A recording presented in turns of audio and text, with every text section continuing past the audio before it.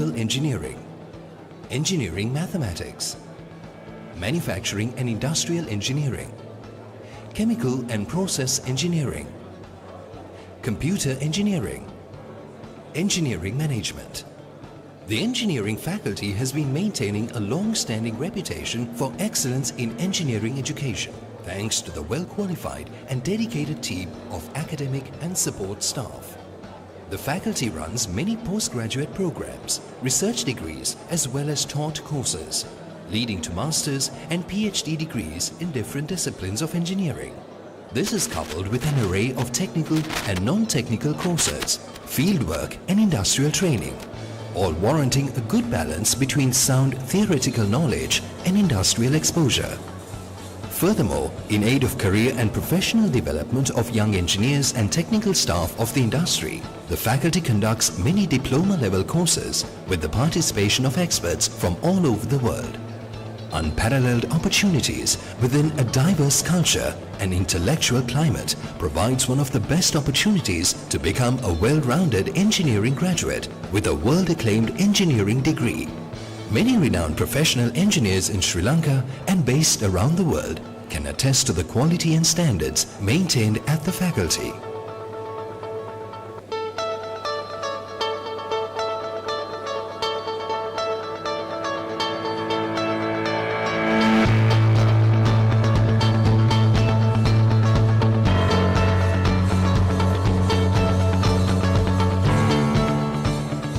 Formed in September 1991 under the guidance of former Dean Emeritus Professor M.P. Ranavira, PEFA is the Alumni Association of the Peradeniya Engineering Faculty with a membership of around 5,000. PEFA is the first faculty-level alumni association in the country and is a government-registered charity organization. Its main objectives are to encourage, foster and promote close relations between the faculty and its alumni and among alumni, financially and otherwise, the faculty and its students and alumni.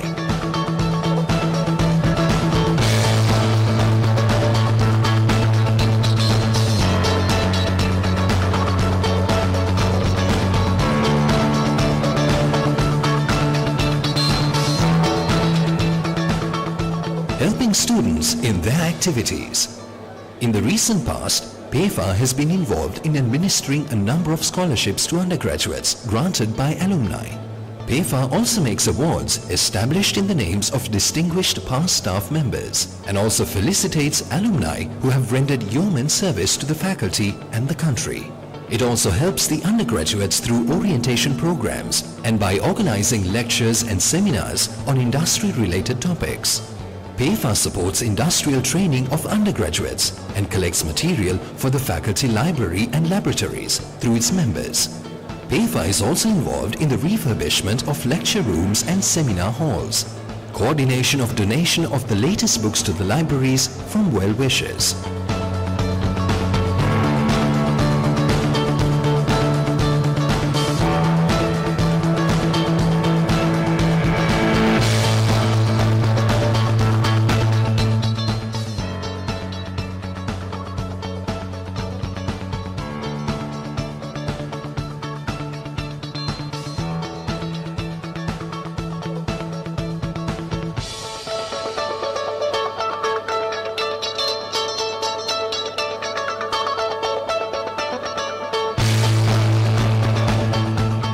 Recently started a project to provide a Wi-Fi enabled synchronized clock system to the university.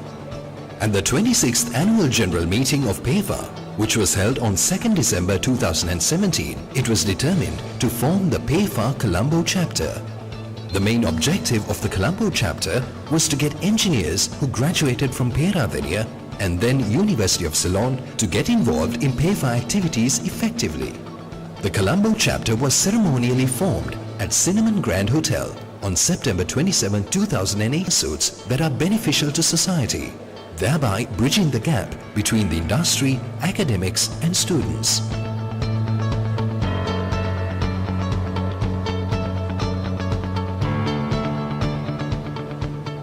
Bus project. One of the biggest monetary projects done by PEFA is a 42-seater, fully equipped AC bus purchased for the faculty in the year 2015.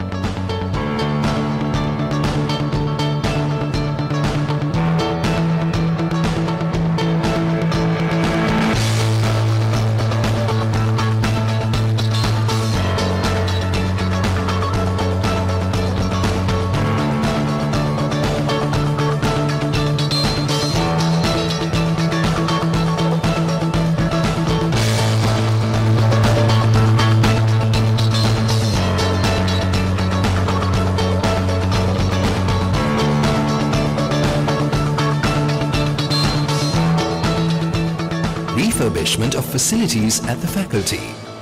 Ongoing projects coordinated by PEFA are the conversion of old lecture rooms into new state-of-the-art lecture rooms with all facilities. This is done with the help of groups of alumni. The refurbishment includes air conditioning, supply and installation of fans, multimedia projectors, computers, new chairs, curtains, etc. PEFA was able to guide the members to convert a space into a state-of-the-art conference room.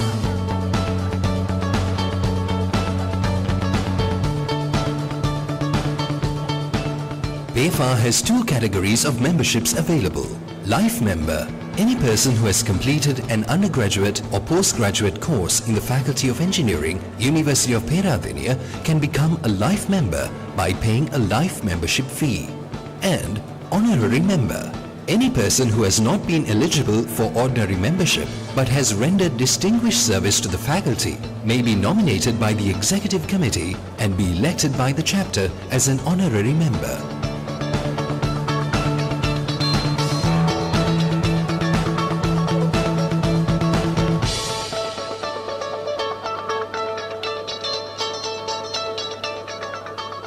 PEFA is contributing to the development of the faculty and student life through its members who are always willing to give back to their alma mater.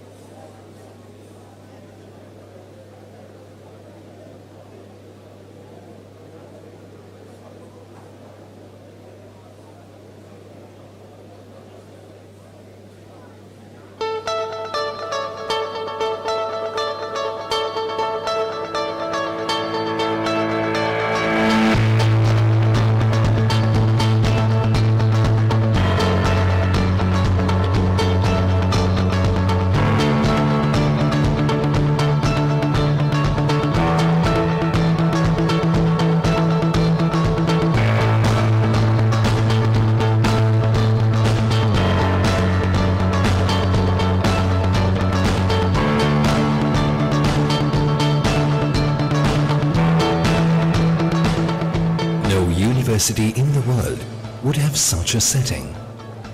Just a few kilometers away from the historic city of Kandy and set upon lush green plains covering an area of over 700 hectares, enriched with the winding Mahaveli River and surrounded by the misty peaks of Hanthana, lies a renowned abode for education, the University of Peradeniya, which was recently recognized as one of the 10 most beautiful universities in the world.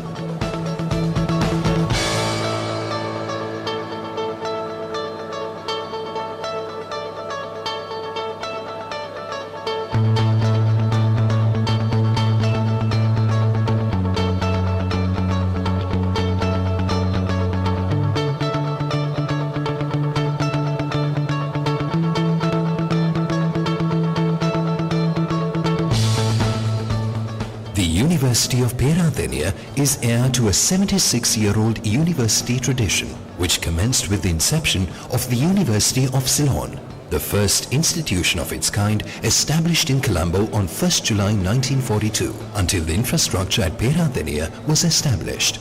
Assuming duties as the first Chancellor was Sir Andrew Caldecott, a British colonial administrator and former governor of Ceylon. together with prominent multifaceted educationist Sir William Ivor Jennings as Vice-chancellor of the university. At its inception, the university was of very modest proportions and consisted of 4 faculties spread over 2 locations in Colombo. From 1942 to 1951, the university experienced a phase of impressive growth in many respects, and in 1950 saw the establishment of the Faculty of Engineering in Colombo under the leadership of Professor Eustace Oliver Edwin Pereira. In 1952, once the setup was completed, the university was located to Peradeniya in the central province, which bore greener surroundings and idyllic settings for the honing of talent, attitudes and skills. The engineering faculty was shifted to Peradeniya in 1964.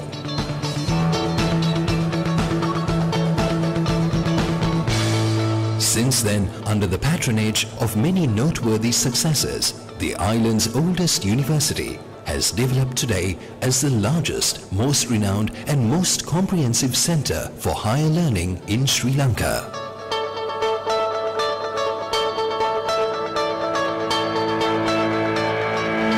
University of Peradeniya strives to offer globally recognized knowledge and education to knowledge seekers at undergraduate and postgraduate levels, while fulfilling many national educational needs at several other levels. The university values academic freedom and cultural diversity, while endeavoring to provide the highest standards of teaching, training, learning and research. It hosts 9 faculties with an undergraduate student population of nearly 11,000, with over 1,500 registered postgraduate students.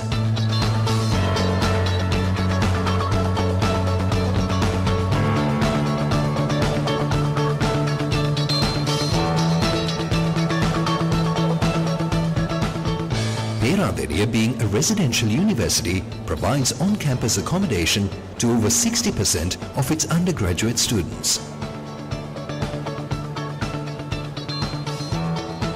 At its inception in 1950, the engineering faculty consisted of just 3 departments of study: civil engineering, electrical engineering, and mechanical engineering.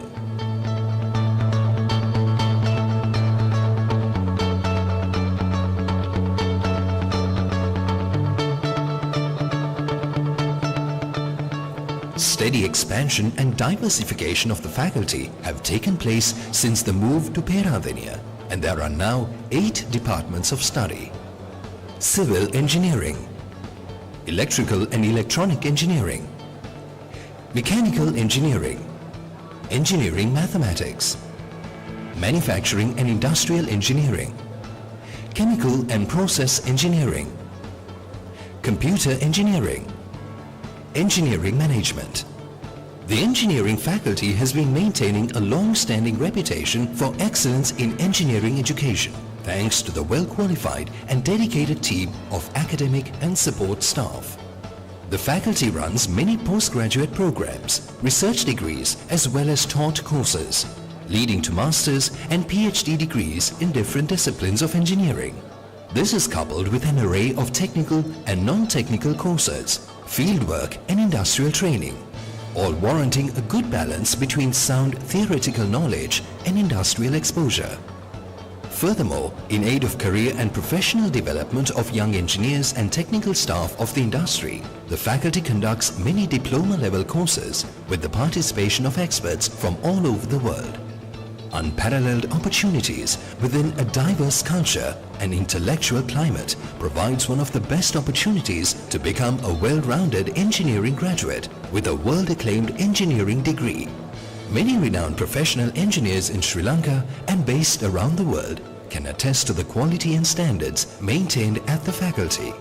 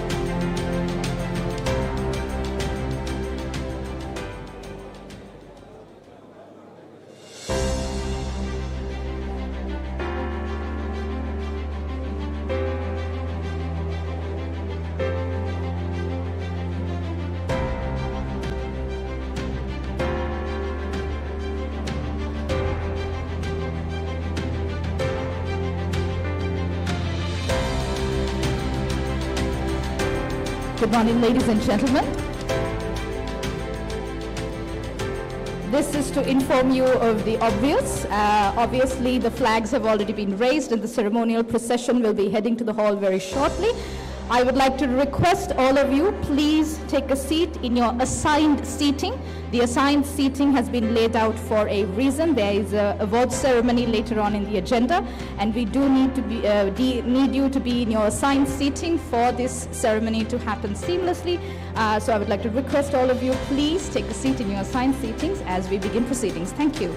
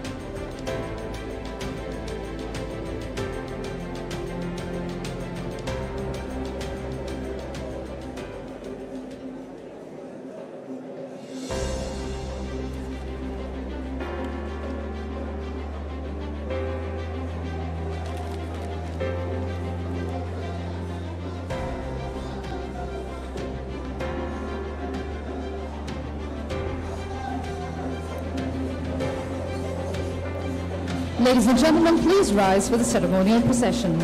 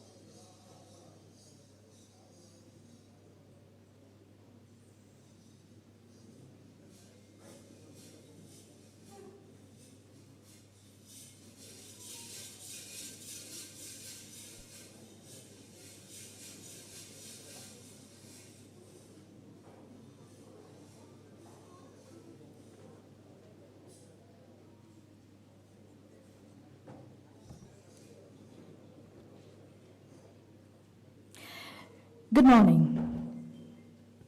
Ladies and gentlemen, please be seated.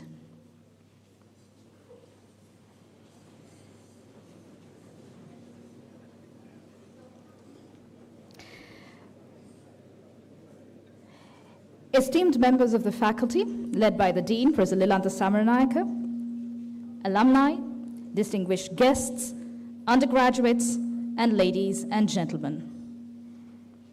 Welcome to this historic event to mark the occasion of the 75th year of existence for the Faculty of Engineering, University of Peradeniya. Today, you come together to celebrate your shared history, your shared achievements, and most importantly, the path that is yet to be traversed. Today, we mark the moment to recognize the inimitable legacy of this historic institution from its conception and establishment in 1950, and eventually finding her home here in the Hantana Valley. Today, we will reflect on the remarkable journey that she has traveled and celebrate the countless men and women who have shaped her and passed on from her. As always, before we begin, let us begin the proceedings on an auspicious note with the traditional lighting of the oil lamp. And for this, I would like to very cordially invite the chief guest for the day, Professor Emeritus MP Ranavira, the guest of honor, Professor Emeritus, Professor SBS Abekon, the Minister of Energy, Engineer Kumara Jayakodi, the Chief Representative from Japan International Cooperation Agency to Sri Lanka, Mr. Koronoma Kenji, the Vice-chancellor of the University of Peradeniya, Professor Terence Madhujit, the Deputy Vice-chancellor, Professor Ramjit Palligama, representing all academic staff, former Dean of the Faculty, Dr. Uday Disanayake, the Dean of Engineering, Professor Lilantha Samaranayake, representing LTL, the chief sponsor for today's event, CEO, Engineer Nuhaman Marika, the Dean of the Faculty of Engineering, University of Moratuwa, Professor Jagat Manatunga, the President of IESL, Engineer Grani R. Jayalat, the President of PIFA, Engineer Ravi Theva, representing all retired staff, Dr. H.H.J. Kirtisena, representing all alumni, a member of PIFA, representing the non-academic staff of the Faculty of Engineering, the Senior Academic Registrar, Ms. Nilanjani Rajpaksha, representing all students of the Faculty of Engineering, President of ESU, Mr. Bhagya Dharmadasa, and representing the organizing committee, Engineer Lekha Bakmidenia, to join hands with us in the traditional lighting of the oil lamp.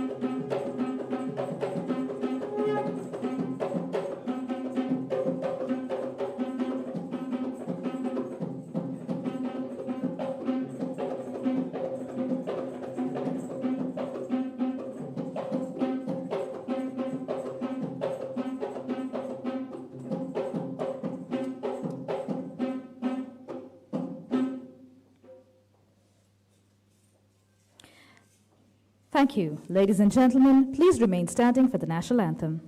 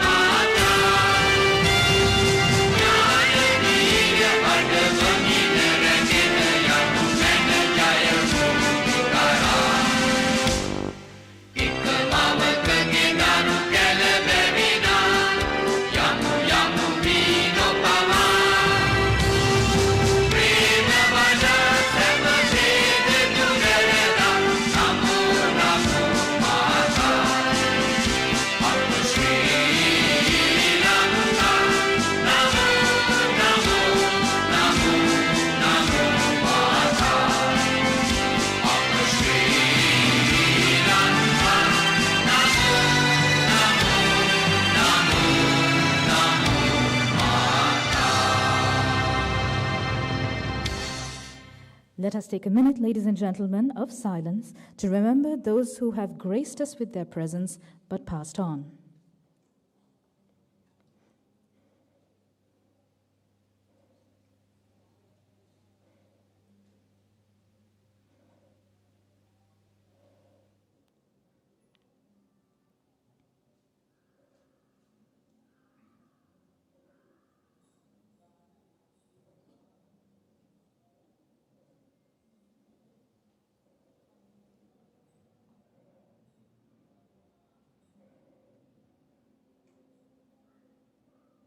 Thank you.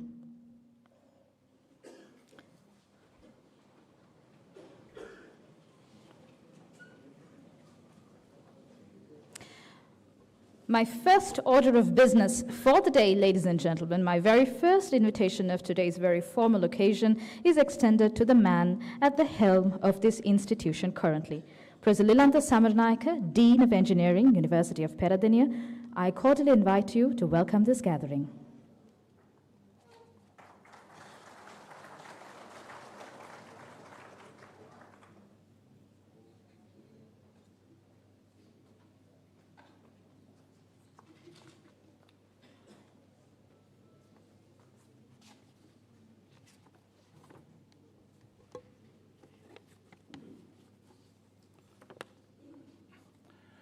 A very good morning to all of you. Venerable clergy, the chief guest, Emeritus Professor MP Ranavira, Engineering University of Peradeniya, and the founder of Peradeniya University, Peradeniya Engineering Faculty Alumni Association of PIFA. The guest of honor, Emeritus Professor Sarat Abekon, former Vice-chancellor, former Dean of the Faculty of Engineering, and the Governor of the Central Province Mr. Koronuma Kenji, the Chief Representative of the Japan International Cooperation Agency, Sri Lanka office.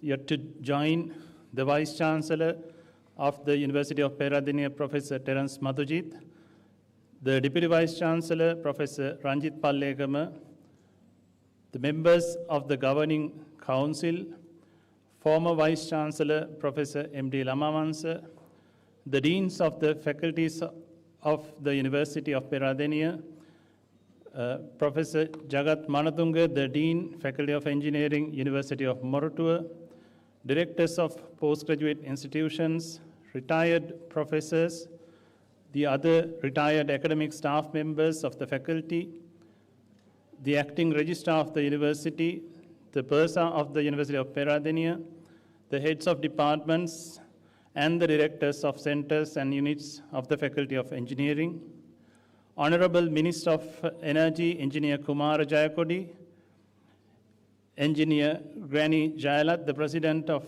the Institution of Engineers, Sri Lanka, special invitees, Engineer Nauman Marikar, CEO of LTL Holdings, Professor Jatal Manaperuma, Engineer Lankashanta, Engineer Anura Bandara, all other invitees joining physically who are here as alumni and well-wishers, and also who are joining online, including Mr. Lawrence Pereira, the beloved son of the late Professor E.O.E. Pereira. The academic staff of the faculty, Senior Assistant Registrar, Senior Assistant Pursa, and all other administrative staff of the faculty, non-academic staff members, representatives of the Engineering Students Union, and specialization-based societies, students, ladies and gentlemen.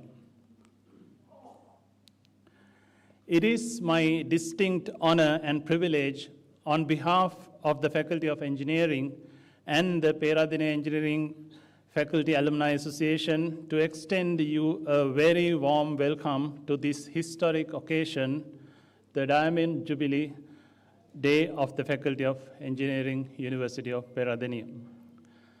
This milestone marks not only 75 years of the faculty, but also 75 years of formal engineering education in Sri Lanka, both of which trace their proud beginnings to one remarkable individual, the late Professor E.O.E. Pereira, the founder of our faculty. Today, we remember and honor him for laying the enduring foundation for engineering excellence in this country. From a humble beginning with just 25 students, with only 12 staff, the faculty has grown steadily and now admits 455 undergraduates annually. Our academic community comprises of 115 highly qualified staff members with diverse expertise who contribute to a rigorous and internationally accredited engineering curriculum. Our 6 well-established specializations, chemical and process engineering, civil engineering, computer engineering, electrical and electronic engineering, manufacturing and industrial engineering, and mechanical engineering, are all accredited under Washington Accord, a testament to our global standing. To date, we have produced nearly 15,400 engineering graduates, many of whom have gone on to make significant contributions nationally and internationally. As we continue to grow in number, we remain steadfast in our commitment to quality. Today marks another key moment in our history, the launch of our second undergraduate program, the Bachelor of the Science of Engineering Honors in Electronic and Intelligent Systems Engineering. This is a bold step forward in embracing the future of engineering. We have also made significant strides in postgraduate education, offering qualifications from Sri Lanka Qualification Framework levels 8 to 12, including MScs. Our international partnerships including a joint PhD program with the Royal Melbourne Institute of Technology, Australia, a double degree Master of Science of Engineering with the University of Oulu, Finland, and the initiative towards a 4+1 joint MSc Engineering program and a joint PhD program with the University of Melbourne, Australia today reflect our global engagement and vision. Currently, we accommodate 5 batches within our 4-year undergraduate program to minimize post-advanced level waiting periods. For our faculty was the first among all state universities in Sri Lanka to physically commence the first-year program post-pandemic, and we are on track to welcome the 2024 advanced level batch later this month. This commitment, made without any additional compensation, showcases the selfless dedication of our staff. Not only that, despite today being the Diamond Jubilee Day, all our academic programs are going on, and we believe that our commitment to the to the founders of the faculty, and I salute the members of the staff and the students who have engaged in their duties right at the moment. Though our physical footprint has remained unchanged since relocating to this 15-acre premises in 1964, we have been innovative in our use of land. Following the vertical expansion of our drawing offices, today we inaugurate the latest version of expansion of the Department of Electrical and Electronic Engineering Laboratory Complex, further increasing our capacity without expanding our footprint. Looking ahead, we envision 2050, our centenary, with the launch today of Centenary Engineering Education Plan titled Engineering the Future, a multidisciplinary roadmap to global excellence. This plan sets the course for the future-oriented, collaborative, and globally aligned faculty. One that honors its heritage while pioneering innovation for the betterment of Sri Lanka and beyond. We are deeply grateful to the government of Sri Lanka for its continued support in both infrastructure and human capital development. We also acknowledge the original backing of the Colombo Plan, which laid the foundation for many of our early advancements. We especially honor the long-standing partnership with Japan, a nation whose contributions have been pivotal to our development. The 1984 JICA grant of 790 million Japanese yen provided us with the state-of-art equipment, some of which remain in use to this day.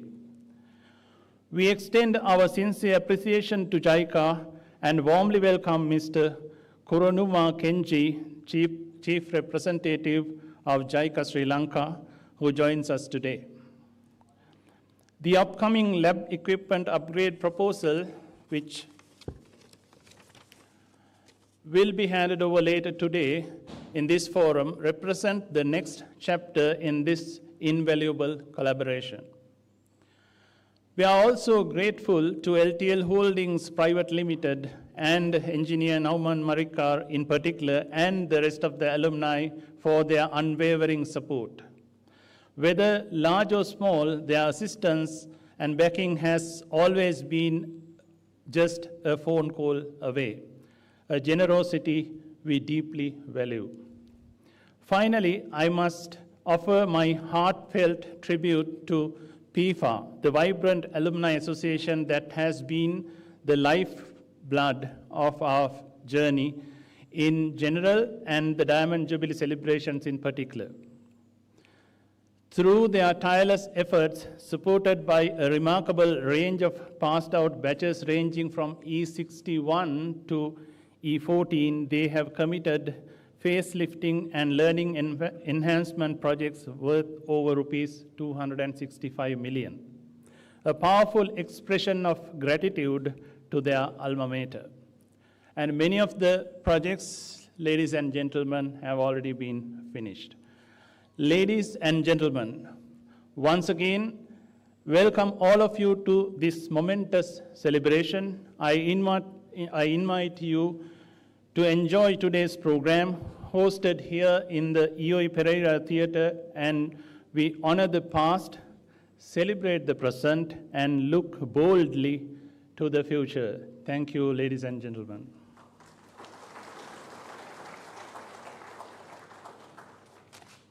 Thank you, Professor Samaranayake. Ladies and gentlemen, in the year 1942, on the 1st of July, a new age dawned on the horizons of higher education in Sri Lanka, then Ceylon. The establishment of the University of Ceylon brought forth a paradigm shift in the vistas of education in this tiny island nation. Within 2 years of the establishment of the University of Ceylon, in 1945, the then University Council resolved that the nation could benefit from further education in technical and professional fields, leading to the resolution that the formation of the Faculty of Engineering was the next vital and logical step in this story. Following this, engineer E.O.E. Pereira, Eustace Oliver Edwin Pereira, was appointed as the first professor of civil engineering in 1947 to lead the plan of establishing the first Faculty of Engineering in the foothills of the Hantana mountain range in the cool climes of Peradeniya. This, ladies and gentlemen, is that story.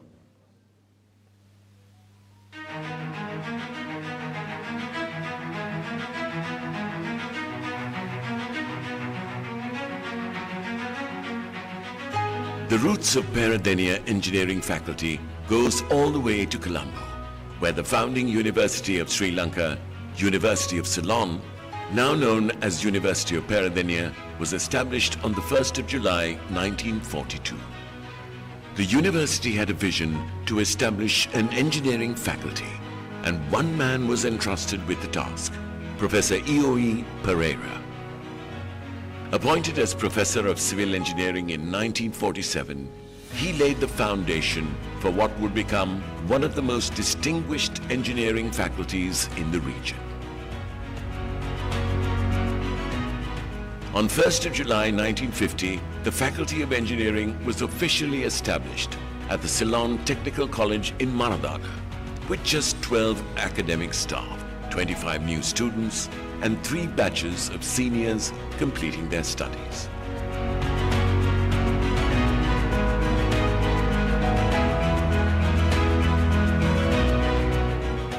The early curriculum was a blend of the University of London and the faculty's own innovations, offering a 4-year degree of Bachelor of the Science of Engineering in specializations of civil engineering, electrical engineering, and mechanical engineering.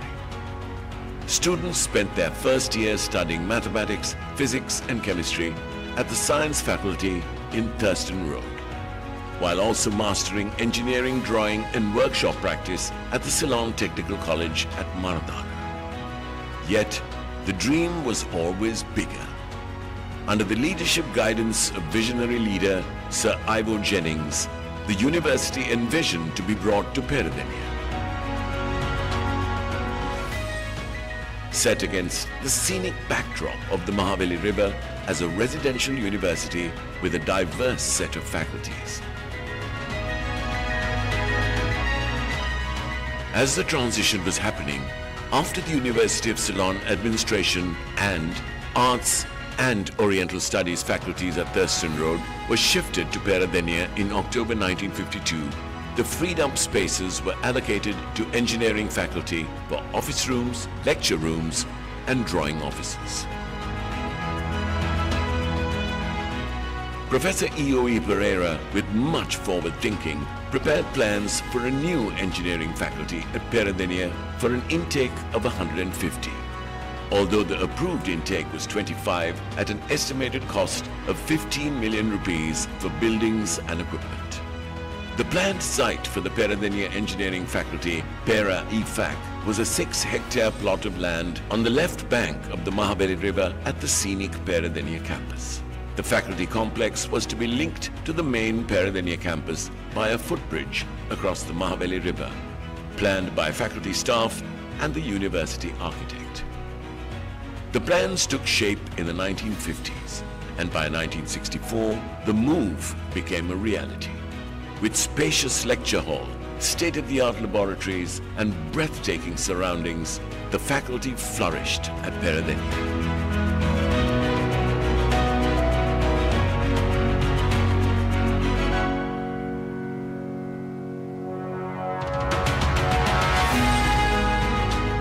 The first group of students arrived in October 1964, and by December, they had settled into their new accommodations at Akbarnel Hall.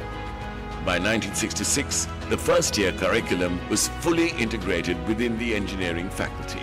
Under the visionary leadership of Professor E.O.E. Pereira, the faculty continued to expand, adding new departments and increasing student intake. By 1970, most students entering the university had their school education in Surbasha, and the faculty adopted a policy decision to have bilingual streams.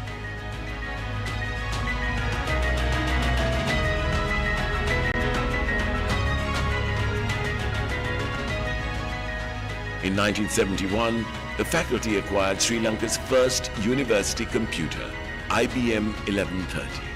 This revolutionized engineering education, enabling new courses in computing and offering services to other faculties and industries.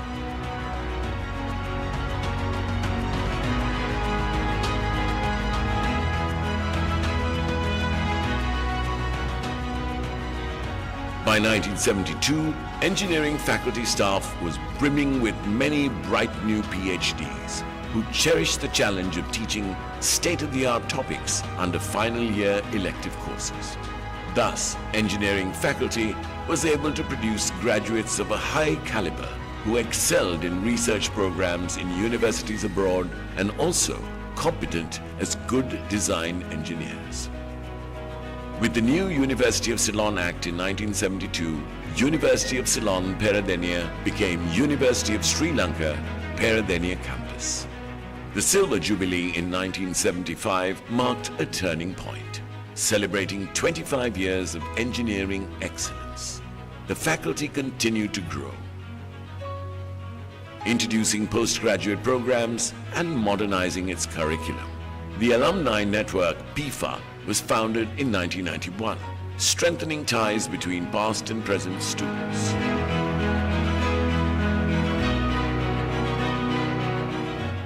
By 2000, the faculty was thriving, with the Golden Jubilee celebrations drawing thousands of visitors and sparking major engineering exhibitions.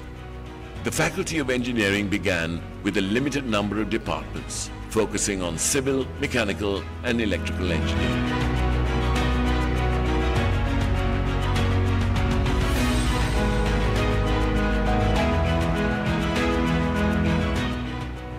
As the demand for specialized engineering knowledge grew, the faculty expanded its academic offerings.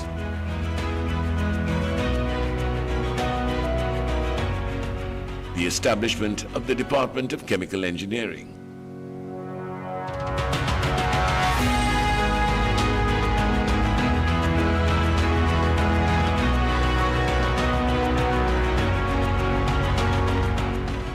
Department of Production Engineering,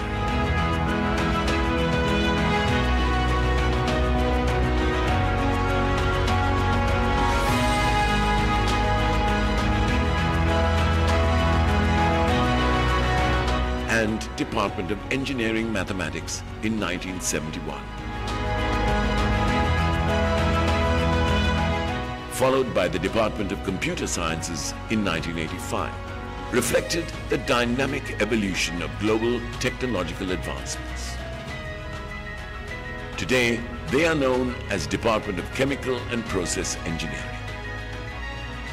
Department of Manufacturing and Industrial Engineering, and Department of Computer Engineering, offering their own specializations.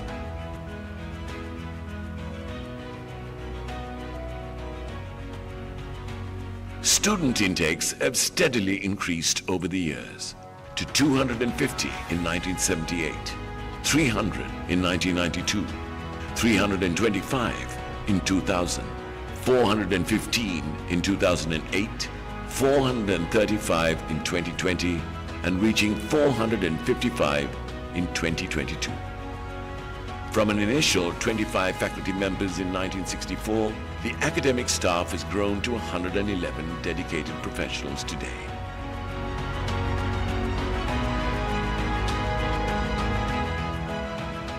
Today, the Faculty of Engineering at Peradeniya shines as a center of excellence, providing globally accredited programs and nurturing engineers who shape industries and academia across the world.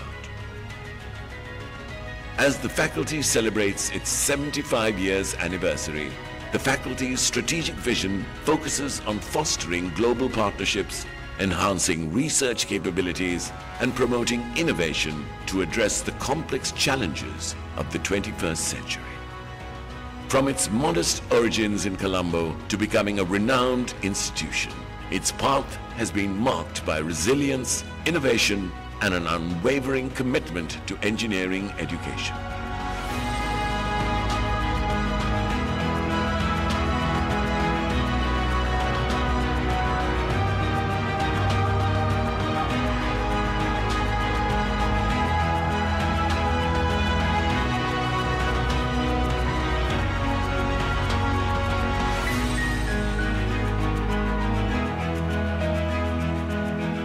The legacy continues, built on the foundations of knowledge, driven by innovation, and fueled by the passion of generations past, present, and future.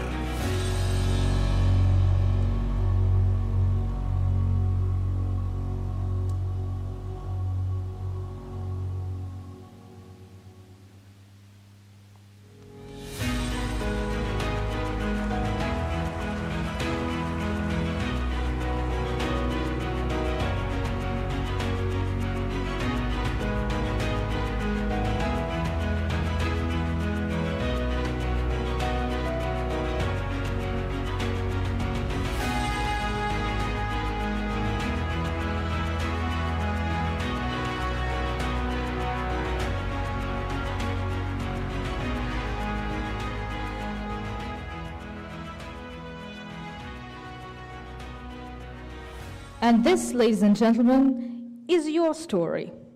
And so today, we commemorate this story on her 75th anniversary of existence. We turn to an age-old tradition of first-day covers. The Philatelic Bureau of Sri Lanka, of the Sri Lanka Postal Service, is responsible for the commemoration of the past, present, and the future of Sri Lanka, marking her momentous occasions. So today, we invite on stage the Dean of Engineering, Professor Lilantha Samaranayake, Mr. M.H.M. Aslam, the Deputy Postmaster General of the Central Province, Mr. Lanka De Silva, the Director of the Philatelic Bureau, and the Philatelic Bureau staff on stage to ceremonially release the first-day cover commemorating the 75th anniversary of the Faculty of Engineering of the University of Peradeniya.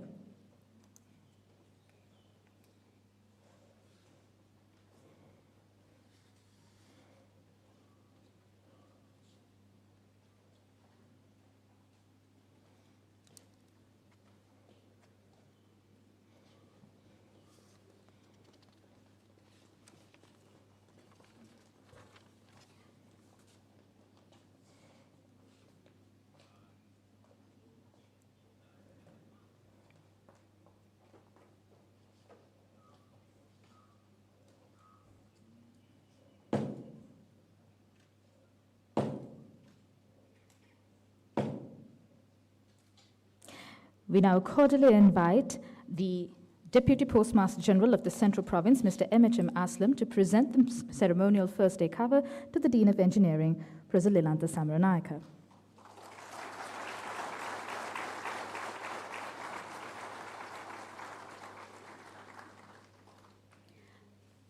Thank you, gentlemen. I would now like to invite the Dean of Engineering to present this ceremonial first-day cover to the guests, the Vice-chancellor of the University of Peradeniya, the Deputy Vice-chancellor, the guest of honor, and the chief guest for the day.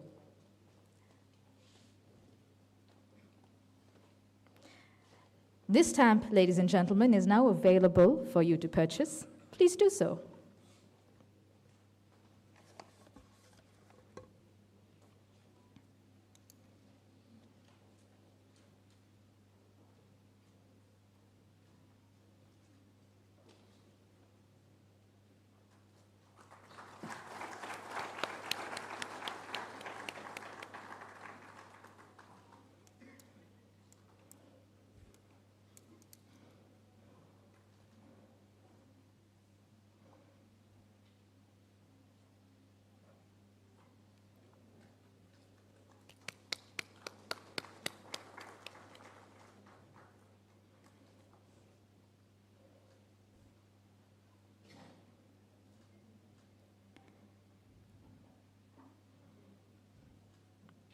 Thank you, gentlemen.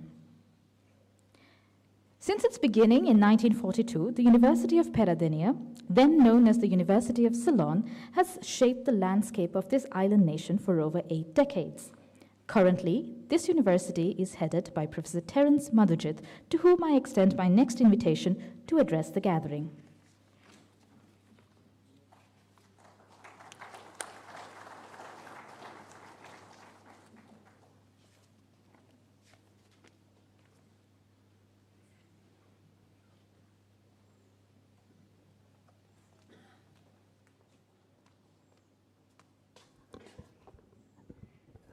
Reverend Sir, the chief guest, Mr. Kurunuma Kenji, the chief representative to JICA in Sri Lanka, who was appointed quite recently, Honorable Minister of Power, Mr. Kumar Jayakodi, Honorable Governor of the Central Province,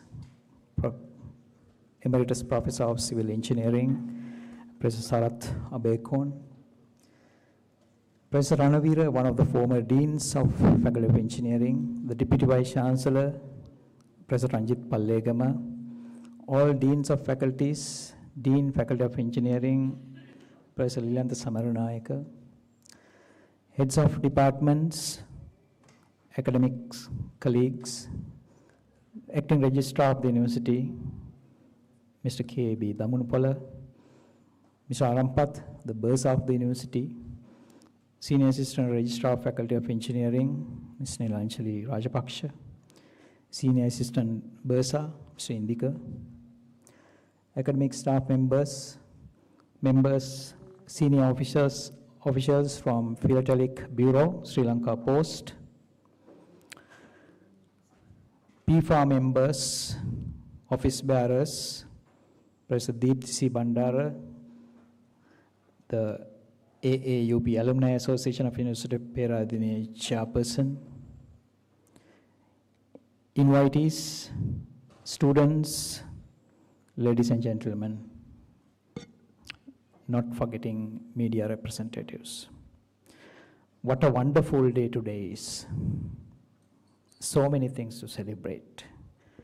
First, I apologize for being a little late, because the day is fully packed. We started there at 6:45. Yes, today is a significant milestone of University of Peradeniya for various reasons. We are celebrating the 83rd birthday of, or rather, Founders Day today. We are celebrating our 83rd anniversary of University of Peradeniya.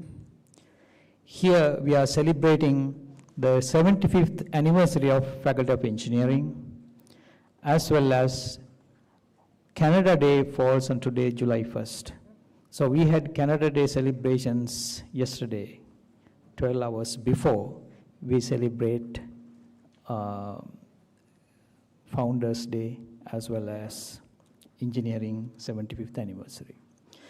Now, Faculty of Engineering, as Professor Samaranayaka correctly mentioned, and also it appeared in the video production, was established way back in 1950 under University of Ceylon, first at Ceylon Technical College, Maradana. Later on shifted after 14 years to this permanent location at Hantana way back in 1964, which was spearheaded by Vidyajyoti engineer Professor E.O.E. Pereira. And we are in E.O.E. Pereira auditorium right now. Afterwards, we have had many eminent deans of Faculty of Engineering. A few examples: Professor Sarath Abekon, Professor Ranavira, Dr. Uday Disanayaka, Professor Gamunu Herath, Professor Leelanand Rajapaksha, now headed the faculties headed by Professor Leelanand Samaranayaka. They are equally capable leadership provided by these eminent scholars to this Faculty of Engineering. Faculty of Engineering was designed for 25, or rather started with 25 students. When it was shifted to Peradeniya, 150 was intake. Right now it has shot up to 455, ladies and gentlemen. And Faculty of Engineering at Peradeniya was a pioneering engineering education institute in the country, which also helped establishing other faculties of engineering in this country.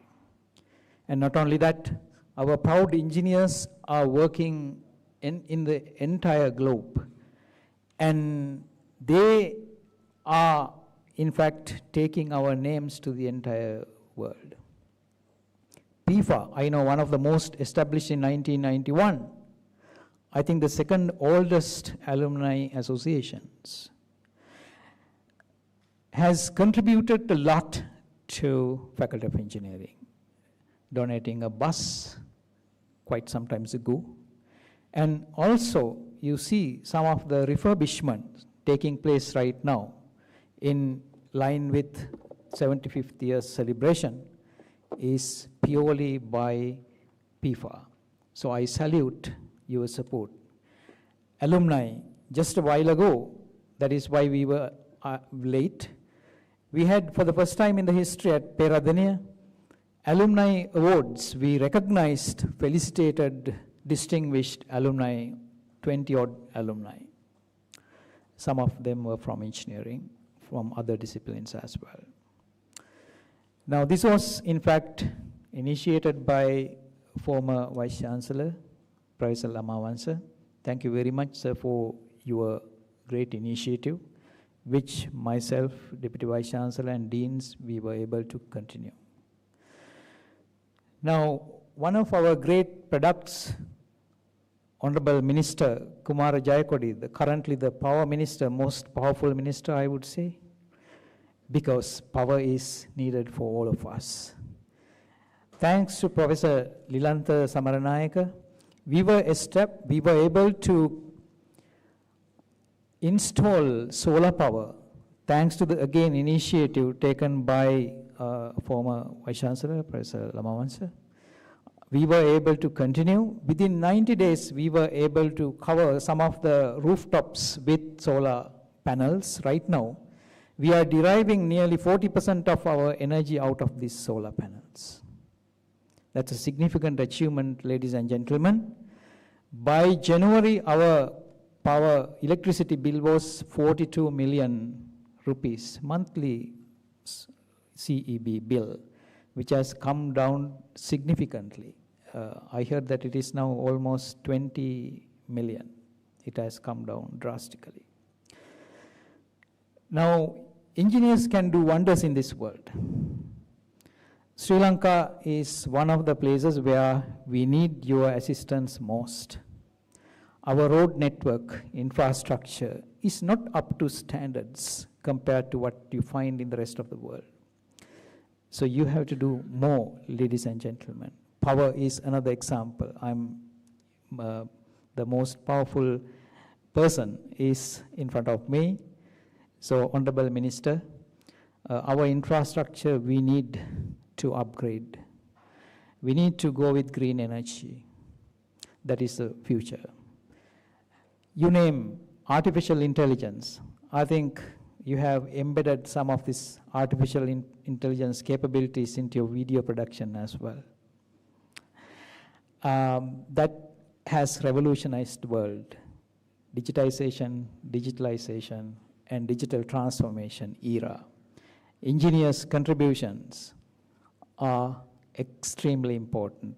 I know that you have done a wonderful job, still more to do. Faculty of Engineering continues right now to 6 degree programs. All degree programs are, ladies and gentlemen, Washington Accord compliant. Said that our engineers can work in 40-odd countries without facing another test. So that itself shows where we are. And not all engineering degrees in the country are Washington Accord compliant, accredited. And we are about to initiate another degree from mostly through the Department of Electrical and Electronic Engineering. Initially, there were only 3 departments, but now it has grown up to 8 departments, and 8 departments offering 6 different specialties. And very soon, ladies and gentlemen, by the onset of next year, hopefully we will be able to launch the other degree program as well. And alumni, their contributions, some of our great alumni, they are leading the world, and they have not forgotten the country. Today, as I mentioned earlier, today morning, the Alumni Association from Australia, they helped us a lot during the most difficult period of time. And Professor Lakshman Samaranayake is one good example, who initiated this endowment chair professorship. And many others to name. Professor Sivalingam Sivanathan from alumni of from Faculty of Science right now in Chicago has contributed immensely to faculties, including Faculty of Engineering, solar cell project, Faculty of Science and Faculty of Engineering. That I know PIFA has chapters. Colombo chapter contributed a lot among other chapters, not forgetting the contribution of other chapters, by the way. And I hope as a Vice-Chancellor that you will continue to contribute to this great institution. Your capabilities, what you do in the society, reflects very good on us as well. That naturally comes to us. And Mr. Kenji, Koronoma Kenji, the contribution of people of Japan, we cannot forget. There are many academics who have been trained by Japanese higher educational institutions, especially in civil engineering, disaster management, many. So thanks, Mr. Kenji, for contribution of people of Japan. And not only to Faculty of Engineering, you have contributed a lot to many other faculties, most importantly, Faculty of Dental Sciences, which was completely built by people of Japan. And our students, they are at the forefront. Our performance, our engineering graduates, our students, it's wonderful. Many significant achievements. If you browse through our website of Faculty of Engineering, you can see how they have performed over the years. So thank you, all of us, all of you who have descended from different countries, from different parts of this country, mostly from Colombo and other areas, descending down early hours, despite your busy schedules, special invitees. Thank you for your time, and I'm sure by the time that we celebrate the 100th year of Faculty of Engineering, we will not be there for sure. This will be the best Faculty of Engineering in Southeast Asia. Congratulating the Faculty of Engineering. Let me wind up. Thank you very much for organizing this momentous event. Special thank goes to Professor Lilantha Samaranayake and the team. Thank you.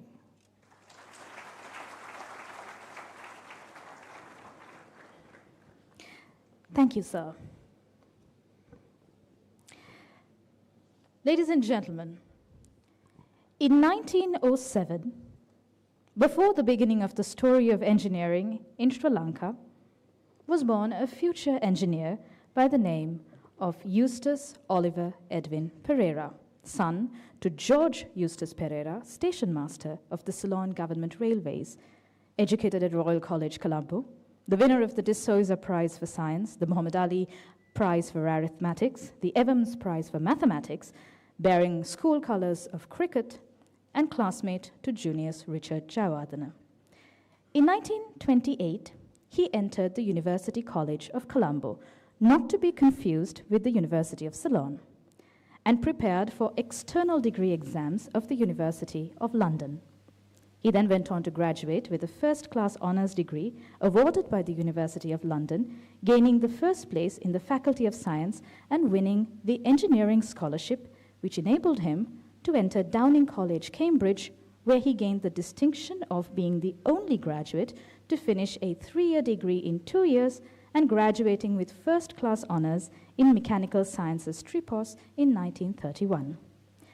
In 1947, the then 40-year-old professional at the Department of Public Works of Ceylon is recognized for his incomparable academic and professional prowess, and he is tapped to lead the creation of engineering education in this country. It is to him and other intellectuals that he surrounded himself with, such as J.C.V. Chinnappa and R.H. Paul, that all engineers in this country, regardless of where they passed on from, Peradeniya, Moratuwa, Ruhuna, regardless of where they passed on from, it is to them that all engineers of this country owe their education too. This is a tribute to this visionary, after whom this very hall is named. Its creator, Lawrence Pereira, son to Eustace and Mavis Pereira, thus remembers his father, the engineer, the public servant, the academic, the visionary.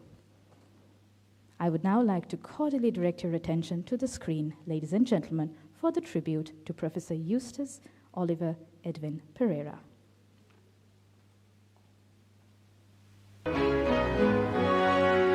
In 50 we began on Ceylon shores so grand, professors with vision and courage in hand. Pereira led us with wisdom so bright, building our future a beacon of light. O Faculty of Engineering, our pride and our guide, through years and through changes with you by our side. We honor the past, the present, and those yet to be, as we stand united in this Jubilee.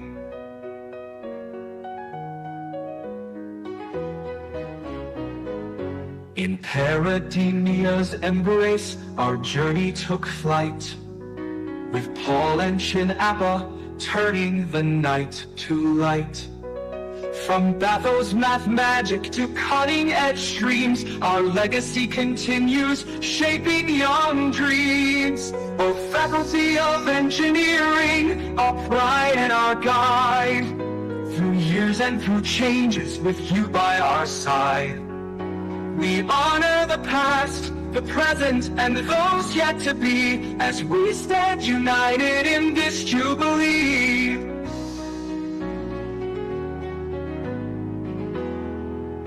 In Peradeniya's embrace, our journey took flight, with Paul and Chinnappa turning the night to light. From Batho's math magic to cutting-edge streams, our legacy continues, shaping young dreams. To alumni far and near, your support we now seek, to uplift our halls and strengthen the weak. Through trials and triumphs, your help paves the way for tomorrow's engineers in brighter days. Oh, Faculty of Engineering, our pride and our guide, through years and through changes with you by our side. We honor the past, the present, and those yet to be, as we stand united in this Jubilee. Here's to the spirit that never fades, to knowledge, to wisdom, the paths we've made. With hearts full of pride, we look to the sky, our legacy of light, will never die.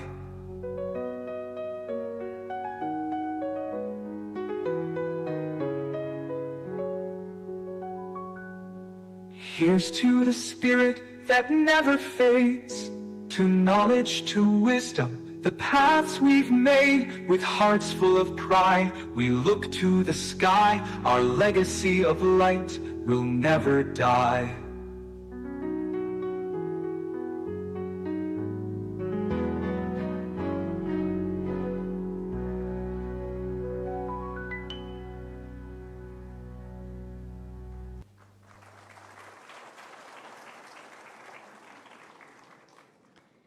We thank Mr. Lawrence Pereira for that wonderful visionary tribute. Ladies and gentlemen, Munidasa P. Ranavira, having completed his secondary education at Ananda College, Colombo, steps into the University of Ceylon in the year 1961 and graduates in the year 1965 with a first-class honors degree specializing in civil engineering. Having entered this institution 64 years ago, he makes it his home, builds a home of his own under the watchful eyes of the Hantana mountain range, and joins the ranks of the finest ever produced in these hallowed halls. Having begun his career as an assistant lecturer here, he earned a Ceylon government scholarship in 1966 and briefly leaves Sri Lanka for the British shores to enroll at Churchill College in Cambridge to earn his doctorate in structural engineering. In 1969, he returns to the bronze shores of Ceylon to resume his duties as an academic. Having been promoted to senior lecturer in the year 1975, he leaves on sabbatical very briefly to become a research fellow at the University of Illinois and eventually returns to Sri Lanka in 1981 and goes on to become a professor of civil engineering in 1984. His honors and accolades are many, having steered this faculty through many of its difficult phases: insurgencies, riots, crisis, and much more. He also then goes on to become the founder of the Engineering Design Center and the founder of the Peradeniya Engineering Faculty Alumni Association. His students are many. His students are you. Here in this very hall, he has students who are being honored as honored guests at this event. His gift is you. The wealth he has earned is what is around you. His story is as much his story as much as it is your story. For without him, many of you would not be where you are. I would now, therefore, like to direct your attention once more to the screen for a tribute to Munidasa P. Ranavira, Professor Emeritus of Engineering.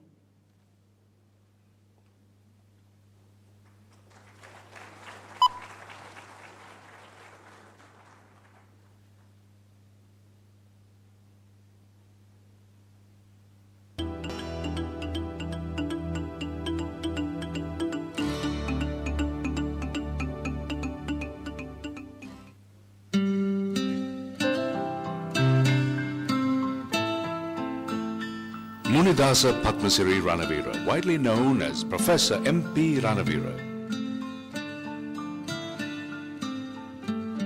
grew up in Mottunna, a village near Vayangoda.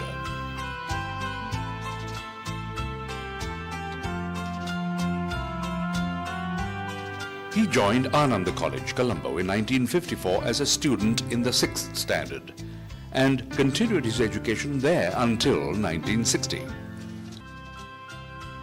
Young Ranavira obtained a university entrance scholarship when he entered the University of Ceylon in Colombo in the year 1961.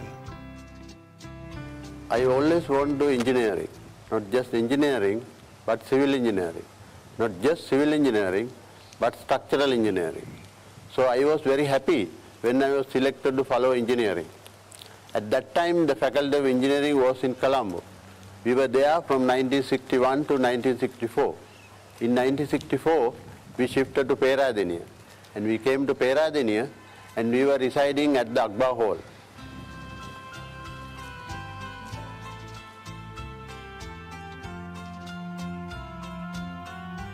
The promise he showed in his early years as a student culminated with his graduation in 1965, not only being placed in the first class, but also being the best student in engineering, and thereby winning the prestigious and coveted Ceylon Government University Scholarship. Professor Ranavira returned to Sri Lanka immediately after his PhD and assumed his duties as a lecturer in the Department of Civil Engineering at Peradeniya. An outstanding contribution of his teaching was the introduction of finite element analysis into the engineering curriculum. He was a pioneer in developing software for engineering analysis after the installation of the IBM 1130, the first university computer in Sri Lanka. As head of the Department of Civil Engineering, he established the Computer-Aided Design Laboratory, thus providing advanced facilities for teaching and research in the engineering field. As a dean of the Faculty of Engineering, he initiated the construction of a new library and a lecture room complex, establishing the Engineering Design Center and the Engineering Faculty Alumni Association, all these being remarkable contributions to the faculty. Professor M.P. Ranavira is one of the best academics who has dedicated his life to serve this country in the areas of engineering, administration, teaching and consultancy, and his expertise has been in ancient as well as the most modern structures.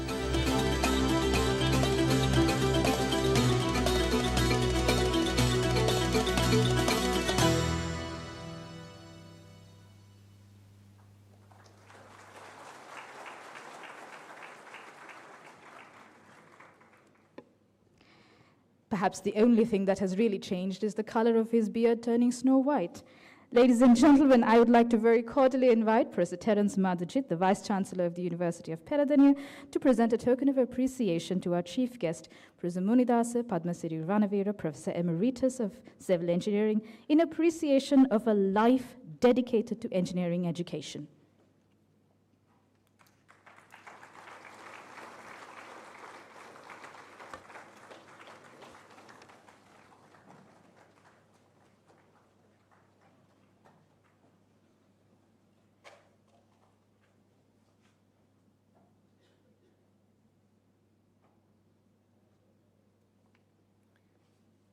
Thank you, sir.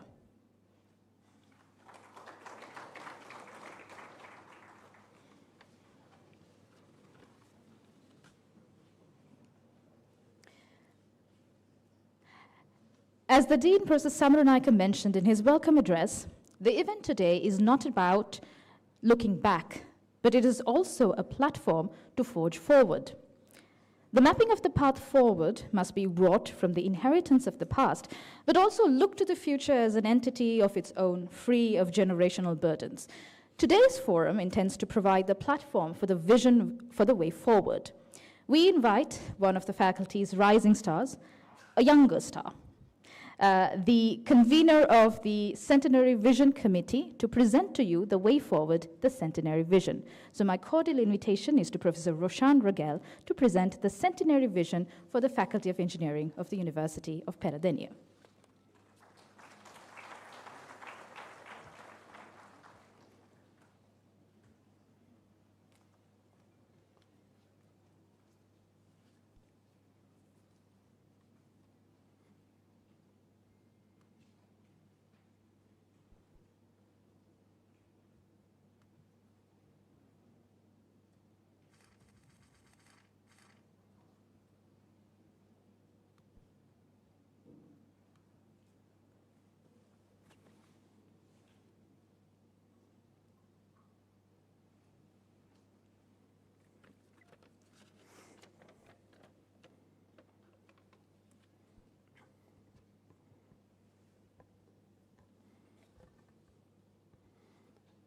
Very good morning, everyone, and thank you for this opportunity.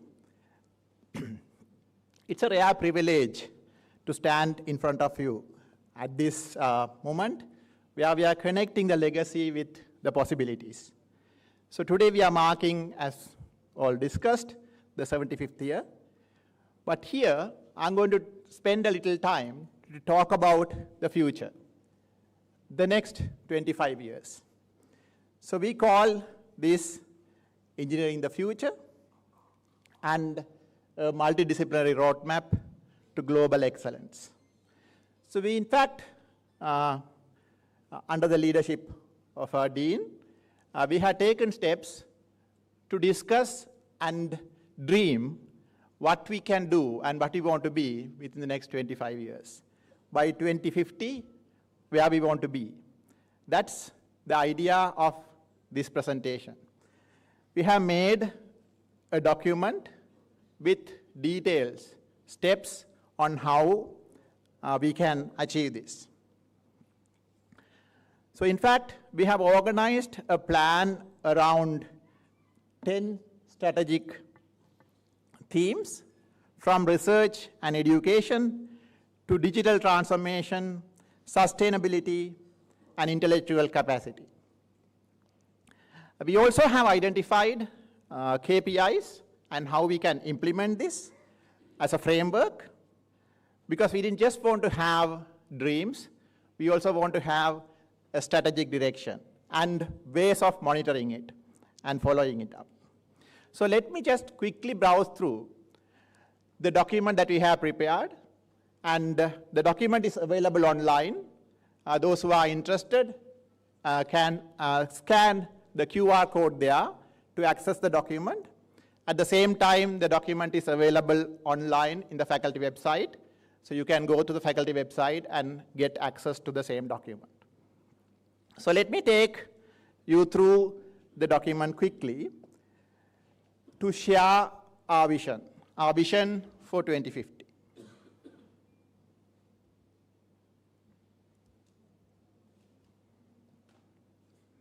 So that's coming directly from our website, where you all can get access to.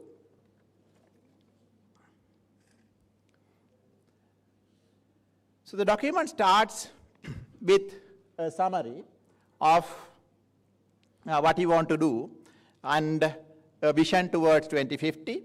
Like I mentioned, we have divided or identified this into 10 strategic themes. I'll just quickly go through those themes just to get an idea, but the details are there in the document.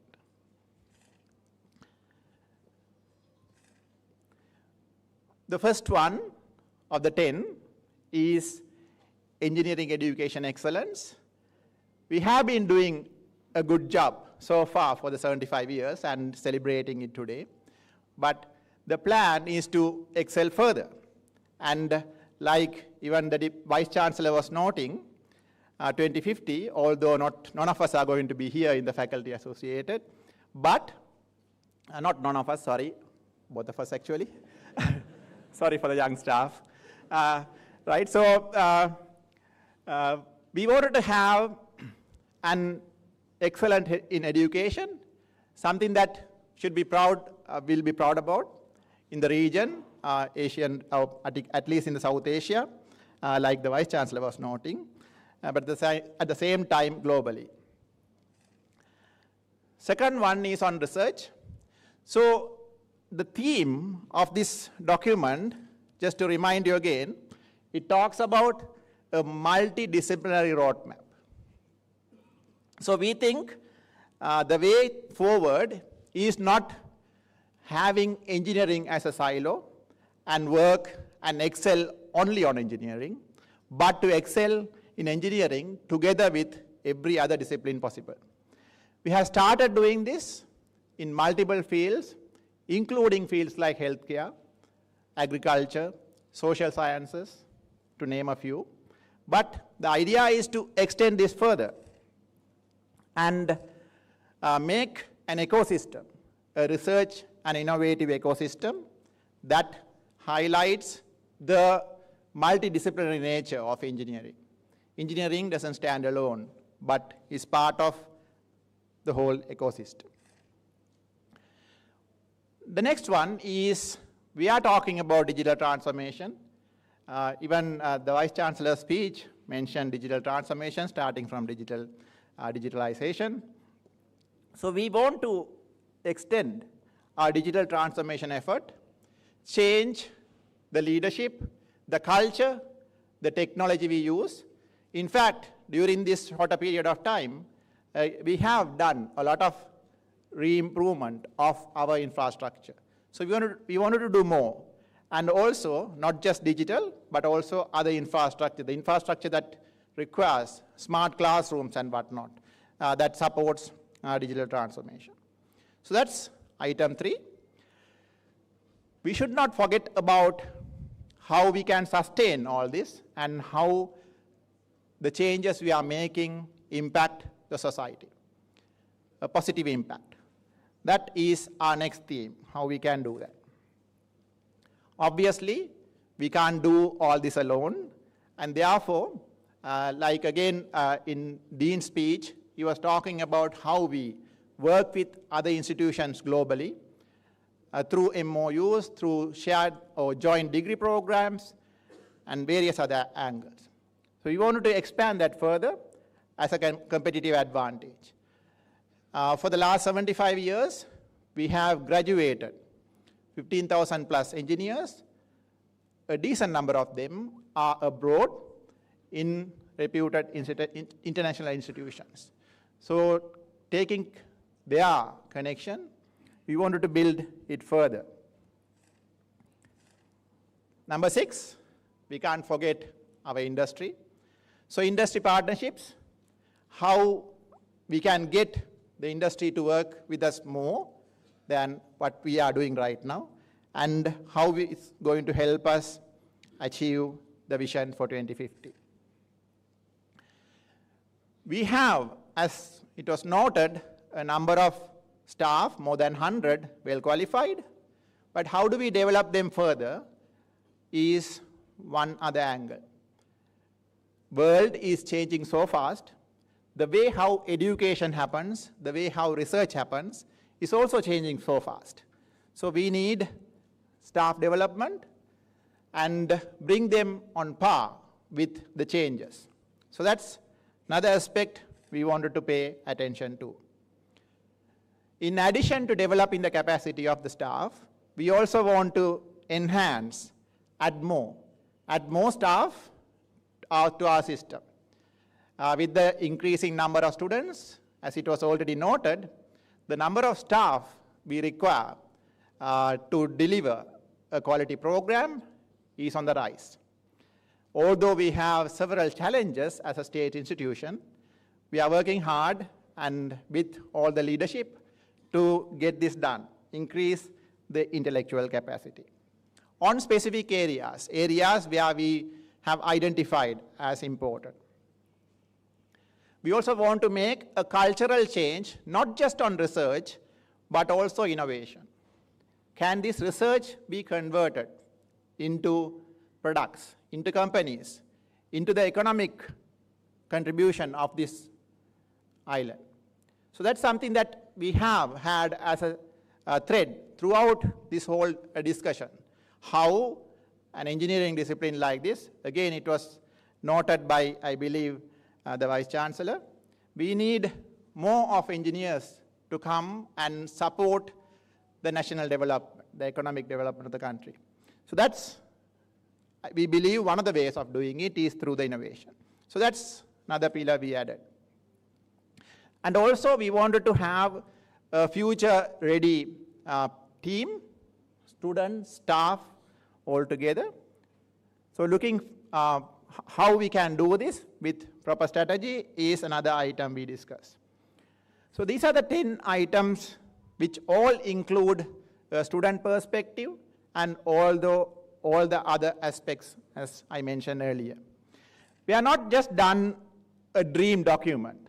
This is more of a dream document. We are not just done this.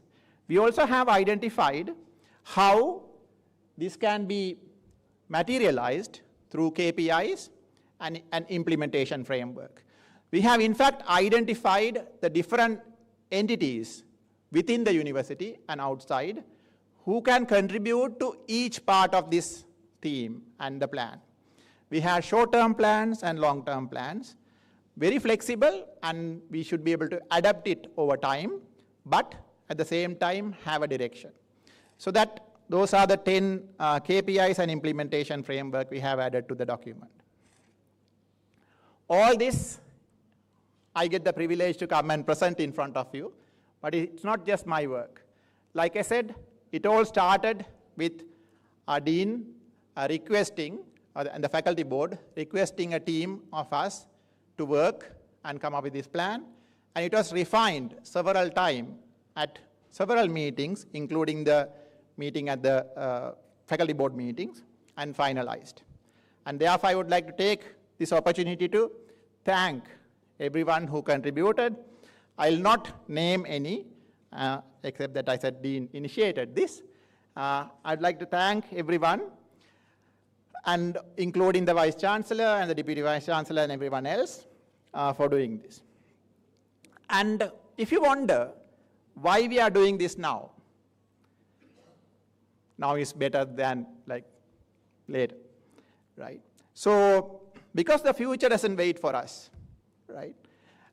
If you take the global setup, there is sustainable development goals. Right now, we are supposed to achieve them very fast, which includes a lot on education and research, and things that have a lot of overlap to engineering. And that is there. And at the same time, as a nation, we are relying a lot on engineering, innovation, to come out of the struggle we are having. So there is an urgency. There's an urgency that we had to do this. And at the same time, we also have students.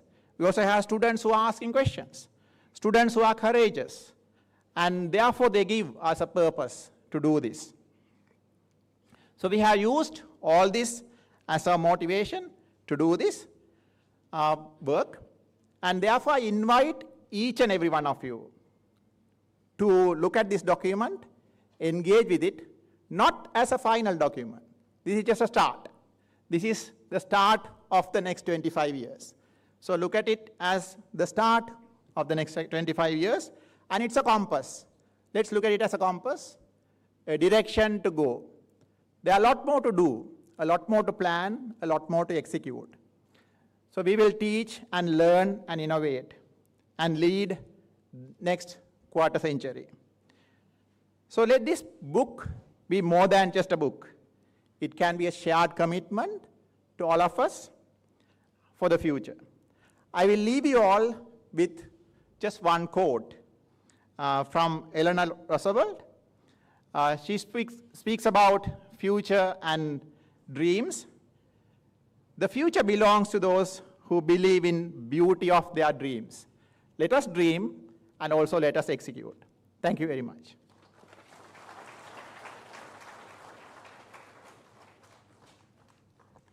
Thank you, Professor Ragel. As invited, ladies and gentlemen, you can scan the QR code to look at the document, but also, I believe, copies are available for people to peruse if necessary. So you're all invited to take a look at the bold way forward that the faculty intends to forge. Thank you, Professor Ragel. Ladies and gentlemen, no venture travels far and wide without the buttresses of support. As civil engineers, you know this. The Japan International Cooperation Agency, or JICA, as it's best known, has been a valued partner at this faculty for a considerable duration, lending its characteristic quiet support to many ventures at the faculty. Therefore, my next invitation is to Mr. Kuronoma Kenji, the Chief Representative of JICA to Sri Lanka, to address the gathering.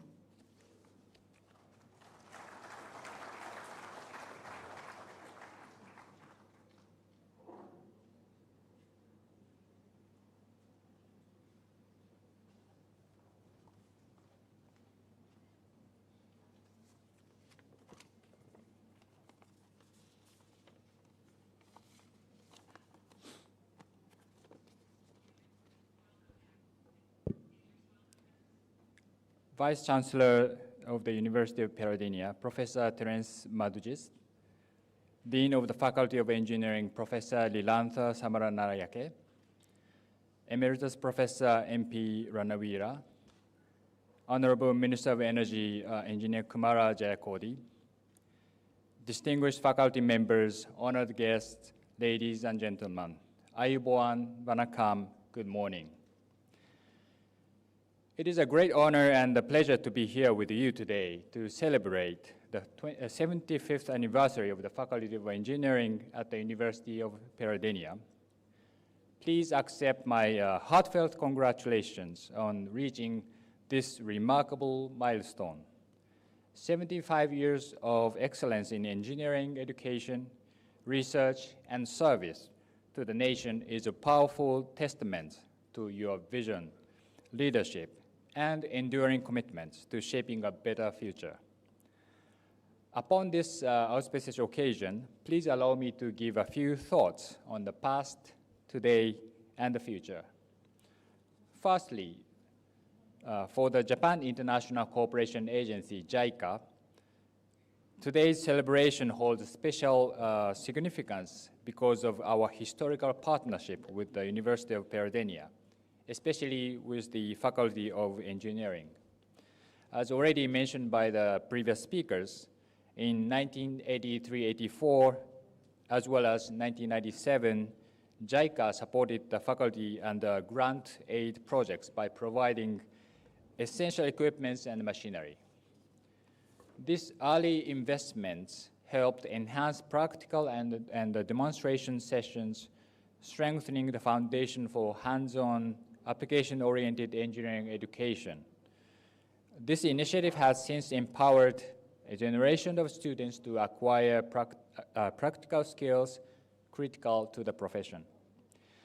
Between 2011 and 2016, JICA further collaborated with the faculty through the SATREPS program, a collaborative scheme to work closely with Saitama University on a joint research initiative focused on pollution control and environmental restoration. This project addressed Sri Lanka's unique geographical and environmental context and showcased how local innovation and the international expertise can come together to address pressing global challenges such as environmental sustainability. Further, in 2021, we launched the JICA Chair Program in collaboration with the Sri Lanka-Japan Study Center at the University of Peradeniya.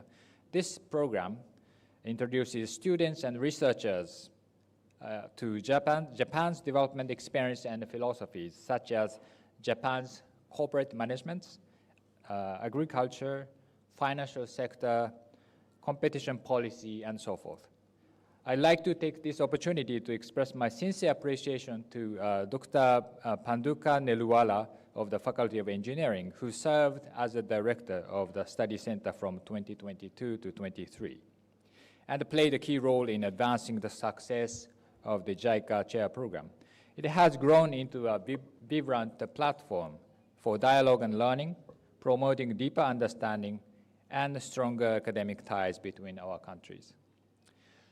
Secondly, today, we find ourselves at a pivotal moment as Sri Lanka strives to recover from the economic crisis in 2022, while the global economic outlook remains uncertain.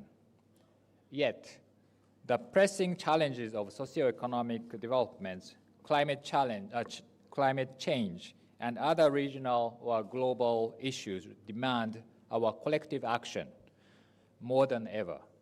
In such present time in history of Sri Lanka, the engineers' roles are much larger than ever.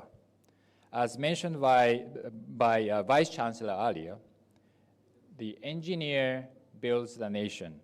And in this context, the Center of Excellence in Engineering Education and Research, like this faculty, is ever more important. Thirdly, as we celebrate this milestone of 75 years, we are not only honoring the past and the present, but also stepping into the future, as already mentioned by my previous speaker about the vision up until 2050. The challenges of our time, such as climate change, digital transformation, and equitable developments, will require bold thinking and innovative engineering. I am confident that the Faculty of Engineering at the University of Peradeniya will continue to produce graduates who are not only technically competent, but also equipped with aspirations to lead industries and make global impacts. As a development partner which has been working to attain sustainable developments of infrastructure, industries, agriculture, health, education, disaster management, and so forth, JICA is proud to walk alongside you in this journey. The story of our partnership is long and rich, but I believe the future chapters hold even greater promise. In this respect, I would like to reaffirm JICA's continued aspiration to contribute to sustainable growth and improved quality of life for Sri Lankan people through shared expertise and mutual respects. In closing, I would like to once again convey my warmest congratulations to the Faculty of Engineering on its 75th anniversary. May you continue to lead with vision, innovate with courage, and inspire future generations. Thank you very much. Thank you to Mr. Kenji. I would like to cordially, kindly request that you remain on stage for one more item on my agenda. And I would also like to cordially invite the Dean of Engineering, Professor Lilantha Samaranayake, onto stage along with Mr. Kuronoma Kenji. Ladies and gentlemen, the 250 million rupees thus spent on the revitalization of the Faculty of Engineering of the University of Peradeniya is not yet at the end of its journey. And therefore, one of the items on that agenda includes a proposal for the modernization of the laboratories of the Faculty of Engineering. And I cordially invite the Dean of Engineering to present said proposal to the Chief Representative of JICA to Sri Lanka, Mr. Kuronoma Kenji, at this momentous occasion.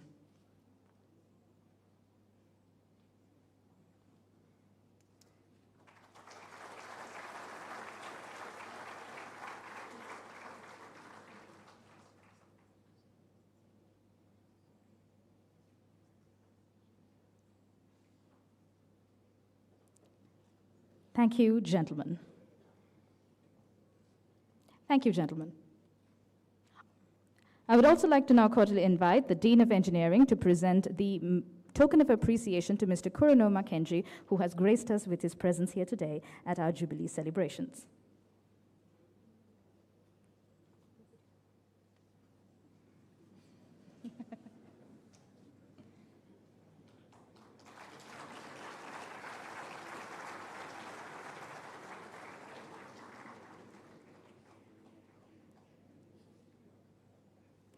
Thank you, gentlemen. I now release you from your duties on stage.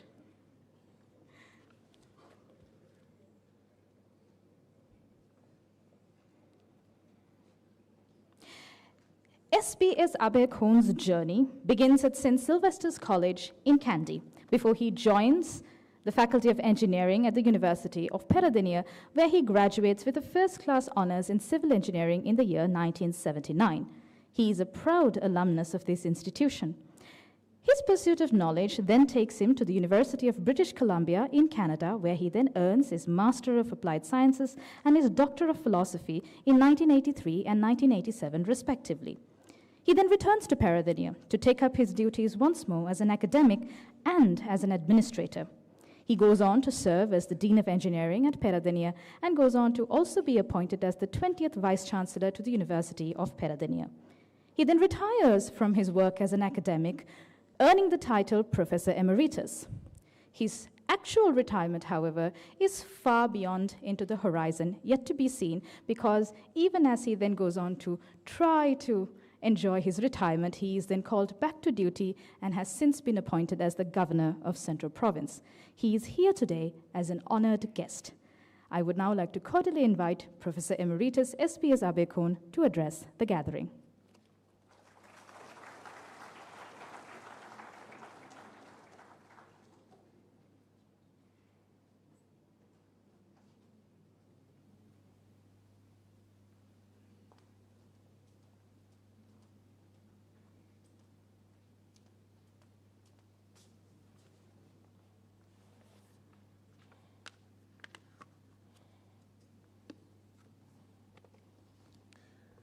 Thank you very much for that introduction. Good morning, ladies and gentlemen.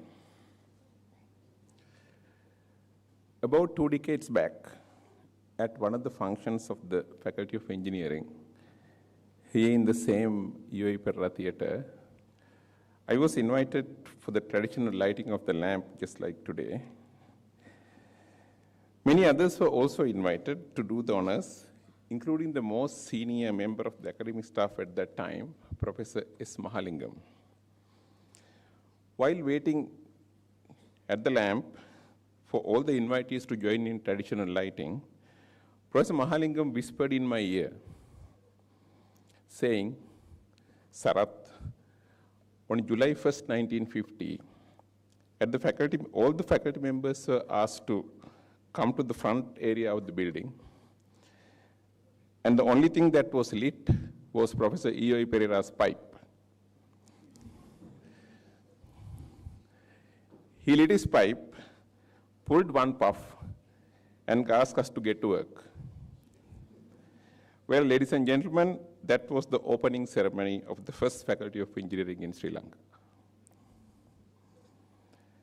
The chief guest today, Venerable Sir, I think has gone now for lunch. The chief guest today, Emeritus Professor and former Dean of the Faculty, Professor M.P. Ranavira. Minister of Energy, Mr. Kumara Jayakodi, a distinguished alumni of the faculty. Mr. Kuraniyama Kenji, Chief Representative of Japan International Cooperation Agency. Vice-chancellor, University of Peradeniya, Professor Terence Majudit.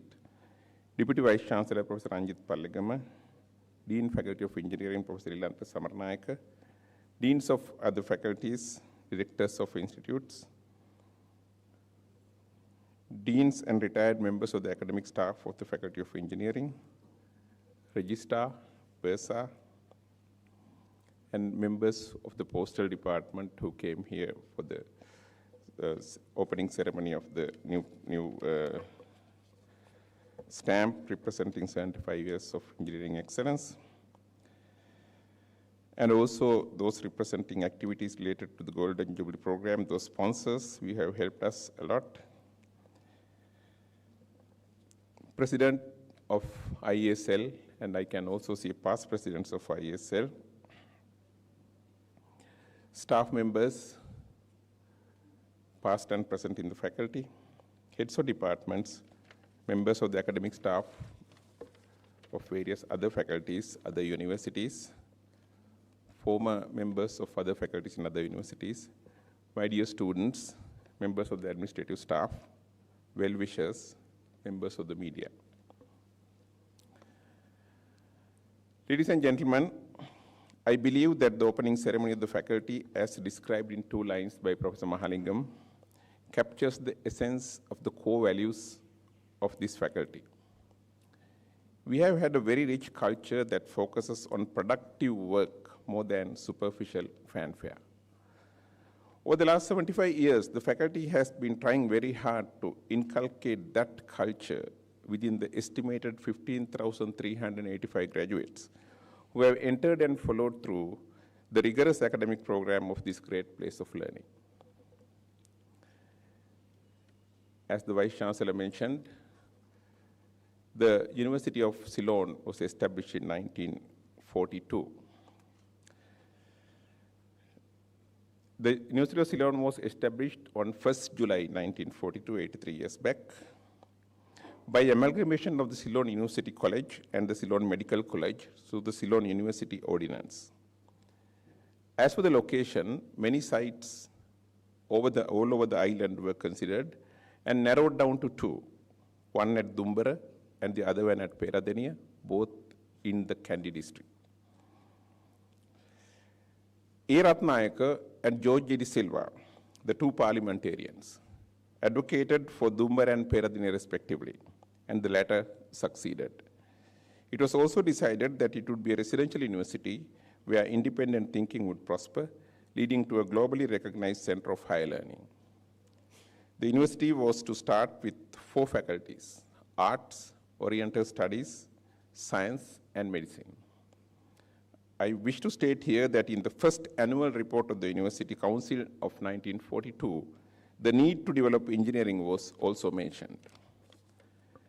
At around the same time, independent to the establishment of the university, provisional recognition was granted to Ceylon Technical College, Colombo by the University of London for presenting their students for the BSc Engineering External Degree Program of the University of London. By about 1949, the University of London was on the verge of reconsidering its offer due to some shortcomings of the Ceylon Technical College. This led the Minister of Education to request that the University of Ceylon to open a Faculty of Engineering by 1st July 1950. As the Ceylon Technical College had also decided by this time to hand over its degree courses to the University of Ceylon, the Minister of Education requested the Vice-chancellor, Sir Ivor Jennings, to initiate proposals to establish the Faculty of Engineering at Peradeniya. The specific site was selected by the planning consultant, Sir Patrick Abercrombie, to be at the left bank of the Mahaweli River. However, until the buildings at Peradeniya were ready, the faculty was temporarily established in Colombo on 1st July 1950 and commenced operations with the opening ceremony as stated by Professor Mahalingam. Lectures were held at, as we noted earlier, the buildings in Thurston Road in the mornings, and the students had to travel over 3 kilometers to the Technical College in the evening for practicals. The development of the faculty buildings in Peradeniya has had its share of problems, primarily in funding, just like today. In 1950, the student intake was 25, and the Dean, Professor E.O.I. Pereira, designed the buildings for an anticipated intake of 125. Initially, Sir Ivor Jennings and then Sir Nicholas Artigala, as successive vice-chancellors, opposed the plans produced by Professor E.O.I. Pereira, and they wanted the project to be truncated significantly. The tension between Professor E.O.I. Pereira and the Vice-Chancellor, Sir Nicholas Artigala, escalated to a point where Professor E.O.I. Pereira handed his resignation from the university in 1957. The crisis between the Vice-Chancellor and the Dean prompted the Council to appoint a 3-member committee comprising Dr. N.M. Pereira, Mr. Dudley Seranayake, and the Vice-Chancellor to inquire into the matter. The subsequent final report stated that although the cost of the buildings was excessive, Professor E.O.I. Pereira is a man of vision, and his plans and the requirements of the faculty were not in any way excessive. Professor E.O.I. Pereira's plans were approved as they were, and he withdrew his resignation. The construction of the faculty infrastructure commenced. Incidentally, according to the documents, one tree survived the construction and remains strong in front of the faculty even today. The much anticipated move to Peradeniya took place in October 1964, once the buildings were appropriately completed. I recall the words of our chief guest today, Professor Ranavira, who was one of the students who moved to Peradeniya in 1964 in his final year. Professor Ranavira has once remarked that they felt like moving from hell to heaven. With the salubrious climate at Peradeniya, the residential facilities at Akbarnel Hall, and the laboratories and lecture rooms within the same building complex. The first batch taken to Peradeniya in 1964 had 150 students. This was increased to 250 in 1978, as we noted, and that particular batch included the most senior member of the faculty today, our former Dean, Professor S.B. Veerakoon. Now, with the student intake of 455, the faculty is thriving with only some additional buildings, thanks to the far-reaching vision of Professor E.O.I. Pereira. Ladies and gentlemen, a significant number of our graduates have become global citizens, holding high positions in various capacities at various places in the world. Current and former academic staff of the faculty boast many members of international repute based on their cutting-edge research, and the awards received are too numerous to mention. For instance, Professor Mahalingam's early work on mechanical vibration was recognized by the University of London, which awarded him a Doctor of Science in Engineering degree. Together with that degree, the Rolls-Royce company donated him the sectioned aircraft engine that has become the hallmark of the faculty. While continuing to develop academically, the faculty also continued its increasing involvement in the country's development efforts. In the mid-1970s, Professor Sanath Ranatunga successfully produced two-wheel tractors at the faculty. Faculty members, together with practicing engineers, contributed significantly to the Mahavali development project and related power generation systems. From the 1980s onwards, Professor M.P. Ranavira got involved in the restoration of stupas and ancient monuments in Sri Lanka, for which he had received international recognition. In 1991, during Professor Ranavira's tenure as the Dean of the Faculty, he was also an instrument in establishing PIFA, Peradeniya Engineering Faculty Alumni Association, and also our private arm, the Engineering Design Center. Both have contributed vastly to the development of the faculty as well as that of the nation. In 2010, the faculty, with the assistance of some members from 4 other faculties, developed prosthetic limbs that were implanted in a few patients by the consultant orthopedic surgeon, Dr. H.J. Suravira.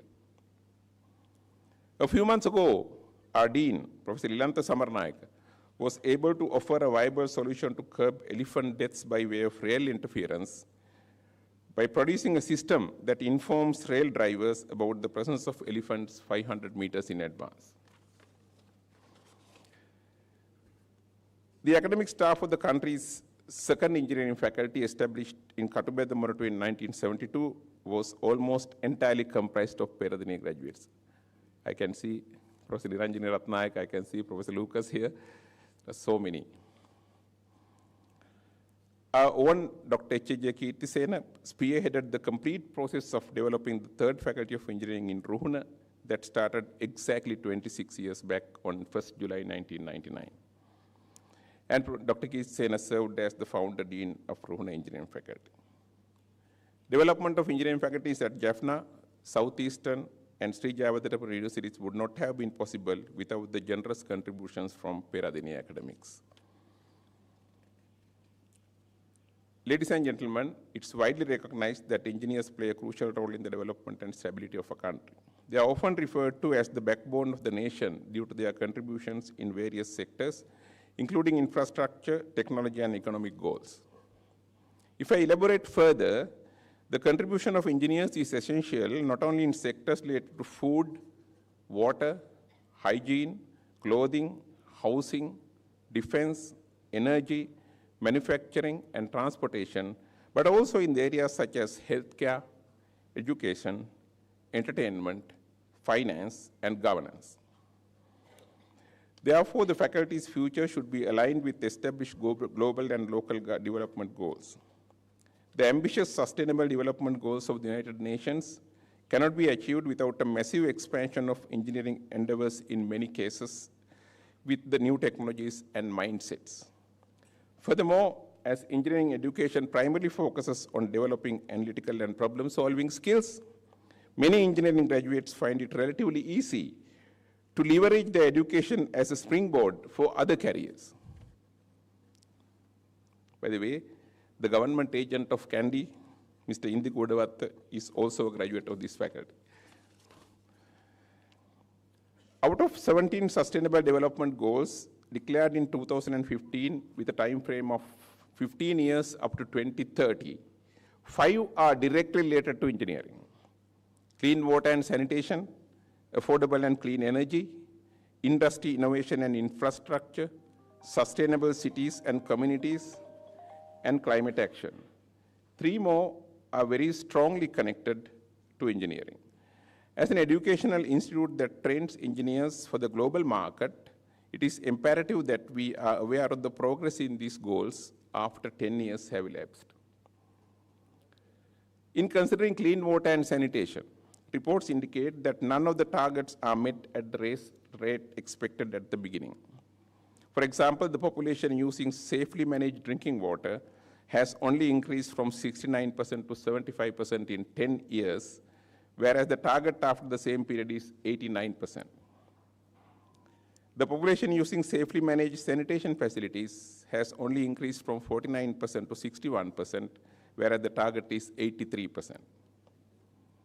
When we consider affordable and clean energy, the improvements in global electricity access also fall short of the expected targets. At the current rate, 660 million people will still lack electricity, and 1.8 billion will not have access to clean cooking by 2030. Considering industry innovation and infrastructure, it is reported that since 2022, the manufacturing sector has faced stagnation attributed to geopolitical instability, inflation, logistical challenges, rising energy costs, and a broader global energy slowdown. While there has been progress in reducing carbon dioxide intensity in manufacturing, it falls short of the 2025 target values. To expedite progress toward this goal, efforts should prioritize accelerating the green transition, strategically targeting key sectors, and addressing inequalities in digital and innovative sections. When you discuss sustainable cities and communities, it's essential to remember that more than half of the world's population now resides in cities. Yet, urban areas are facing a range of complex challenges, made even more pressing by the rise in global urban poverty following the COVID-19 pandemic. From growing slum populations to inadequate public transportation, from urban sprawl outpacing infrastructure development to threats against critical services, the issues are numerous and interconnected. Cities must be equipped to address these challenges effectively. As the world continues to urbanize, with nearly 70% of the global population projected to live in cities by 2050, our centennial year, investments in critical infrastructure, affordable housing, efficient transportation, and essential social services will be wide. These are the building blocks for creating resilient, sustainable cities where everyone can thrive. How deeply we focus on these global issues is ultimately a decision for educators to make. However, these are challenges that demand serious attention even within the context of Sri Lanka's own development. Equally important is ensuring that our efforts align with the goals set by the Sri Lankan government in its development programs. Already, as explained by Professor Roshan Ragil, the faculty has embraced or begun implementing concepts such as outcome-based education, industry collaboration, a choice-based credit system, and focused pathways through minors, majors, and dual majors. We are also placing emphasis on sustainability, the development of soft skills, emphasis on interdisciplinary learning, and nurturing entrepreneurial and innovative abilities. Once again, as explained by Professor Ragil, exploration of online learning platforms and virtual laboratories will enable students to access resources and collaborate with peers from anywhere in the world. We must also try our best to create inclusive learning environments where every student feels valued and supported. This is extremely important. Teaching strategies that recognize and celebrate different perspectives must be implemented. This will foster a sense of belonging among all students. Programs that support peer mentoring, provide resources for different learning styles, and encourage open dialogue can help create a culture of inclusion, leading to a more innovative and effective engineering workforce. Looking ahead, the future brings exciting possibilities. We envision reusing existing buildings rather than constructing new ones, fostering more connected communities powered by renewable energy, and prompted sharing communal spaces and integrated transport systems that prioritize active modes of travel. We will see greater use of advanced technologies like artificial intelligence and Internet of Things in our daily lives. And perhaps more importantly, we must aim to create a world where people can slow their pace and reflect more often on what truly matters. We must aim to create a world where people can slow their pace and reflect more often on what truly matters. I am aware that the faculty has a continuing process aimed at revising the curriculum based on future challenges and industry requirements. Professor Roshan Ragil has given us a roadmap, even with KPIs identified. So there is no doubt that the well-trained and experienced academic staff, with the invaluable contributions from PIFA and the industry, are fully capable of taking the faculty to greater heights. I wish the very best for the Faculty of Engineering at Peradeniya. Thank you very much.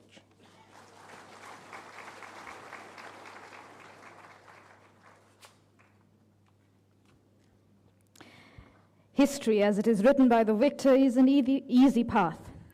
History, in its actuality, is what must be studied to forge a path ahead. For those who cannot remember the past are condemned to repeat it, for we must learn from history what we do not learn from history. Ladies and gentlemen, I would like to call upon the Dean of Engineering, Professor Lilantha Samaranayake, to present a token of appreciation to our guest of honor for the day, Emeritus Professor S.B.S. Abekon, for gracing us with his presence here at this Jubilee celebration.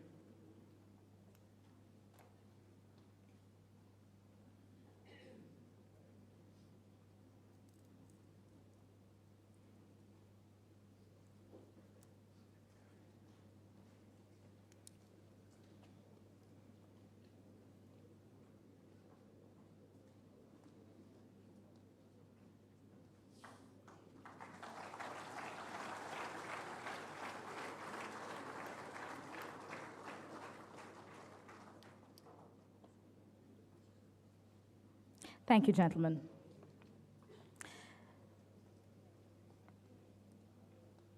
Speaking of history, Charles Darwin posited that the organism that fails to change and adapt has limited time.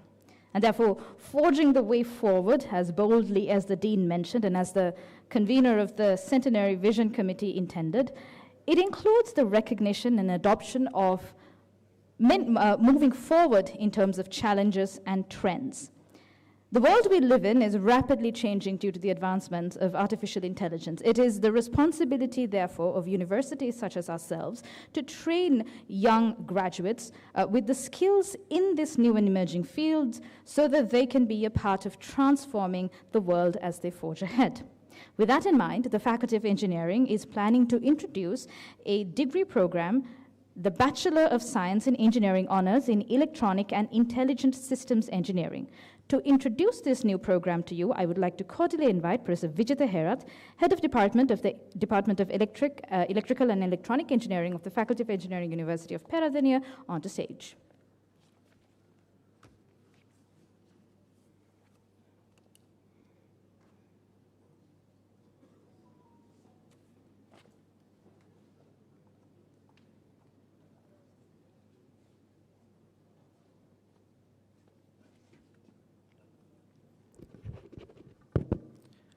Thank you very much. The chief guest, Emeritus Professor MP Ranavira, the guest of the honor, the Governor of the Central Province, Emeritus Professor S.B.S. Abekon, the country representative of JICA, Mr. Kenji, and the Honorable Minister of Power and Energy, Mr. Kumara Jayakodi, the Vice-chancellor, Chair Professor Terence Madhujit, the Deputy Vice-chancellor, Professor Ranjit Pallegama, Dean of the Faculty, Professor Lilantha Samaranayake, and academic staff members, my dear alumni, other dignitaries, and my dear students. Today is a special day for the Faculty of Engineering of University of Peradeniya for celebrating its 75th birthday.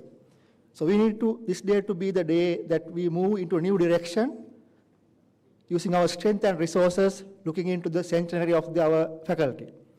So as we are all aware, artificial intelligence is transforming the human civilization as we speak at a rapid pace.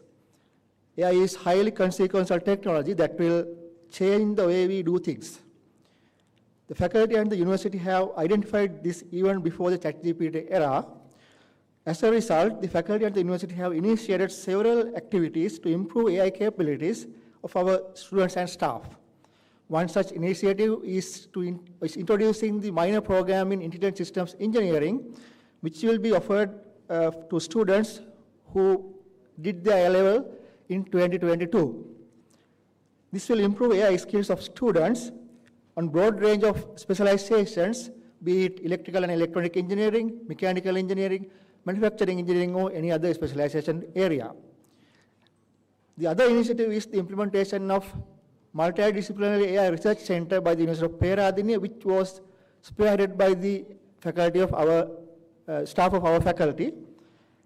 And the Multidisciplinary AI Research Center is actually involved in multidisciplinary AI research and outreach activities. Today my speech is focusing on the introduction of the new degree program, Bachelor of the Science of Engineering, Honours in Electronic and Intelligent Systems Engineering. This will be the second degree program the Faculty of Engineering is going to offer. And the Department of Electrical and Electronic Engineering started the curriculum development process several years back. And with the tireless effort of very capable academic staff members of our department, and with the feedback of the 2 highly qualified external reviewers, we were able to come up with a world-class curriculum comparable to any such program anywhere in the world. The proposed program combines electronics, which is one of the main enabling technologies of AI, and artificial intelligence to produce graduates who will be highly sought after. The university has given the green light to the proposal, and with the approval from the UGC, we will be able to offer this program to incoming batches to the Faculty of Engineering, hopefully from the A-level 2025. This will be the first of its kind engineering degree program once we start offer it. The objective of this program is to train students in the study, characterization, and development of intelligent systems, which is one of the fastest growing technological advances in the engineering industry. The program would eventually produce a niche group of graduates ready to embark on a challenging yet rewarding industry-engaging career path, both locally and internationally. The program volume is 130 credits, and students who follow advanced level physical science stream will be eligible to enter this program, and the initial intake will be 50 students. The program is designed according to the UGC and IESL guidelines. The program consists of a lot of design and research projects highlighting the commitment to the project-based learning. With these kinds of initiatives, we would like to keep our leadership in the engineering education in Sri Lanka.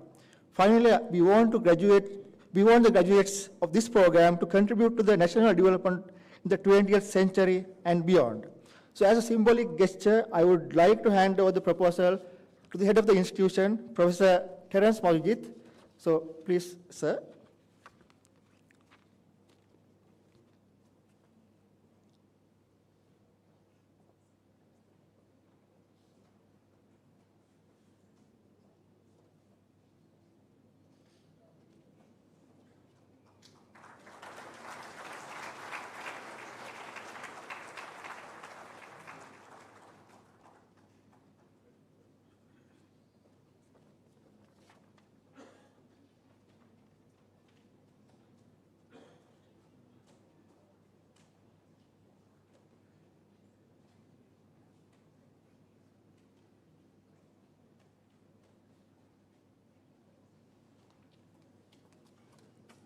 Thank you to Professor Vijitha Herath.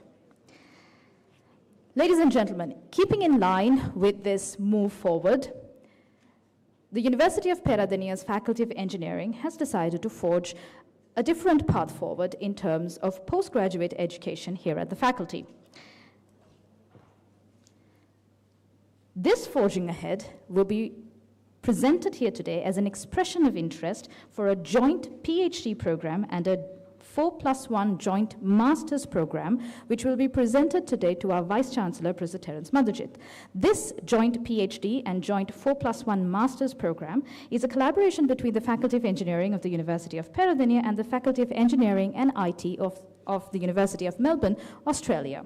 I would now like to cordially invite the Dean of Engineering, Professor Lilantha Samaranayake, to formally present this expression of interest in this joint PhD and joint 4+1 master's program to the Vice-Chancellor of the University of Peradeniya, Professor Terence Madhujith.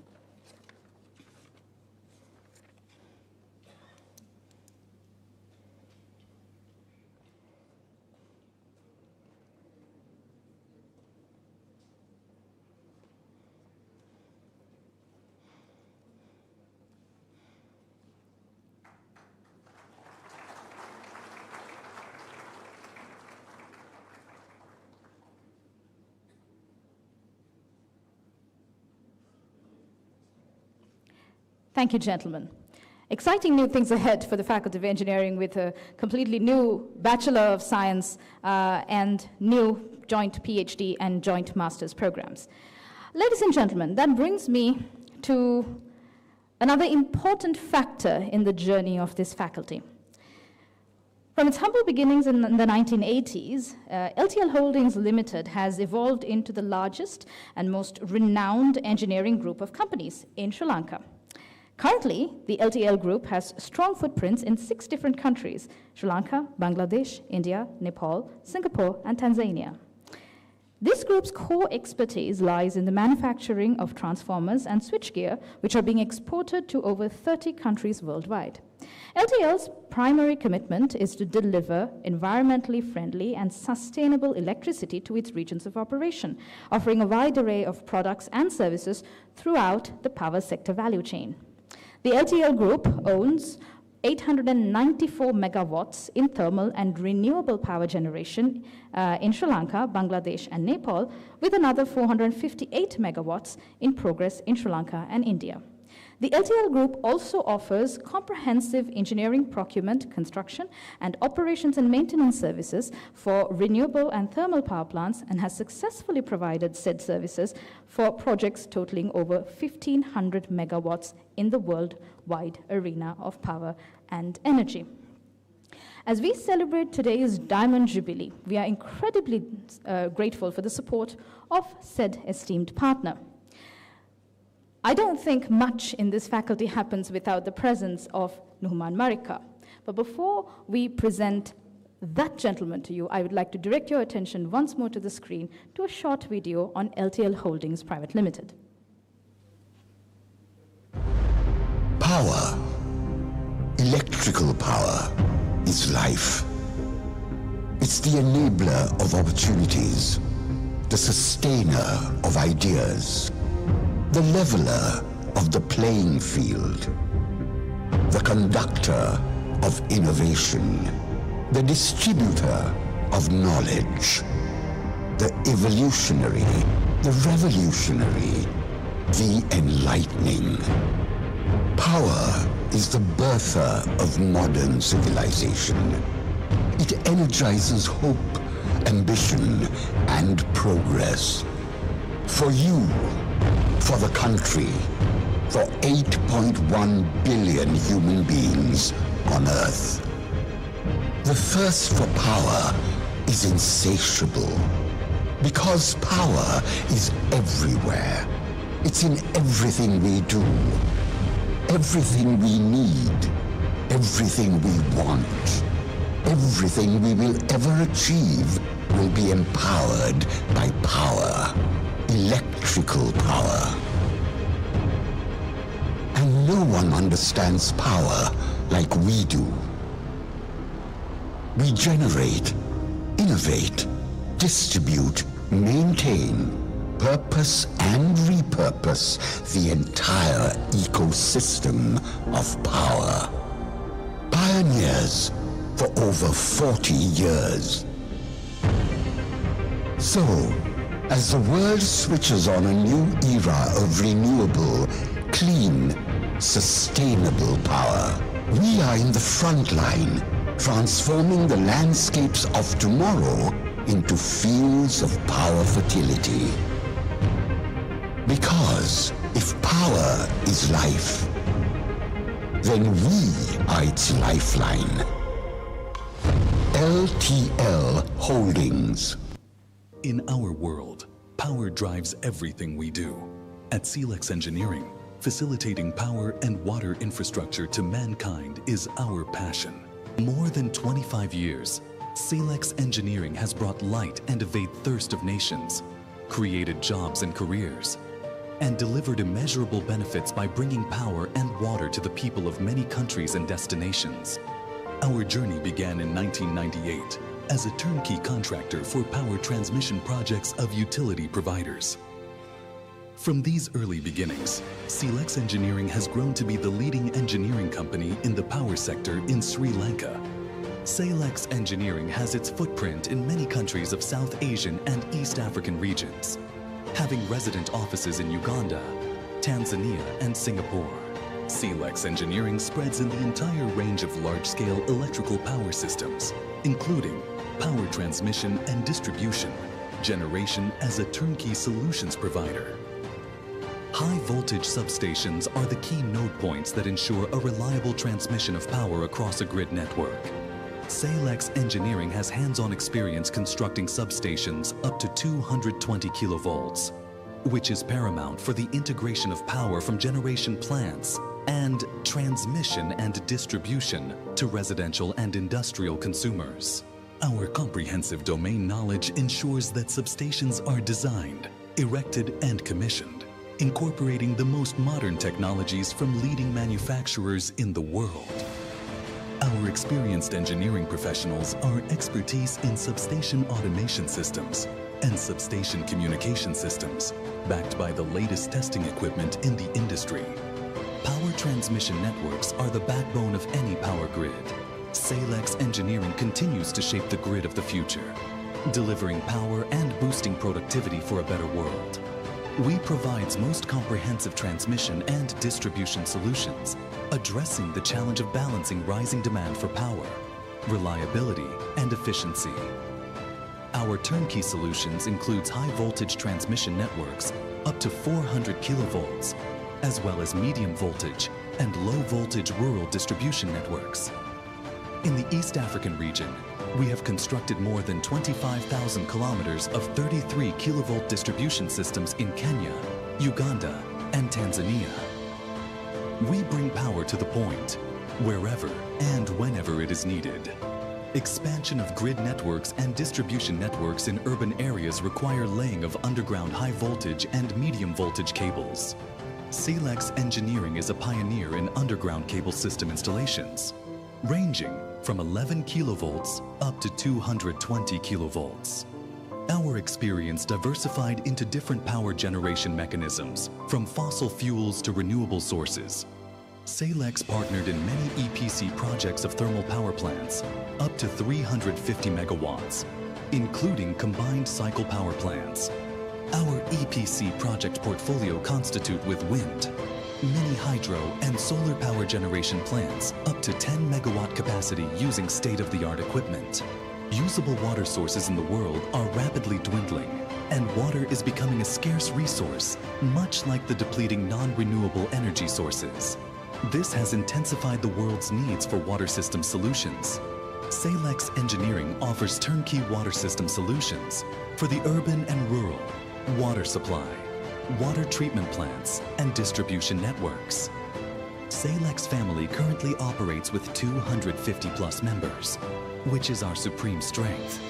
We have a diversified pool of professionals with accumulated knowledge, technical expertise ideally fitting for consultation, design, testing and commissioning of electrical and mechanical systems, equipment and other installations.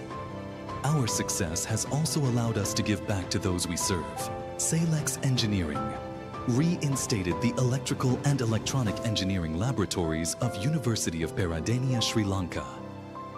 The journey of more than 25 years of CELEX Engineering has been one of hard work, ingenuity, and confidence.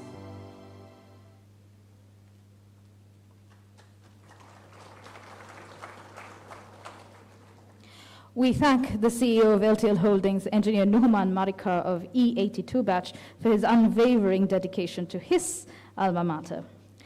Ladies and gentlemen, that brings us to a momentous occasion in today's ceremony. I'm sure everything must have seemed like a momentous occasion, but this one is a little special. As the Dean mentioned in his welcome address, leading up to today's event, PIFA and various batches that have gone on to pass out from this faculty have contributed to the facelifting of its physical resources and to contributing to the upliftment of its academic resources. So today, we move on to a segment of today's agenda where we would like to ceremonially hand over said PIFA projects to the Dean of Engineering and the Vice-Chancellor of the University of Peradeniya. So I would like to cordially request that the Vice-Chancellor of the University of Peradeniya, Professor Terence Madhujit, the President, Secretary, and Treasurer of the Peradeniya Engineering Faculty Alumni Association to please make your way to the stage.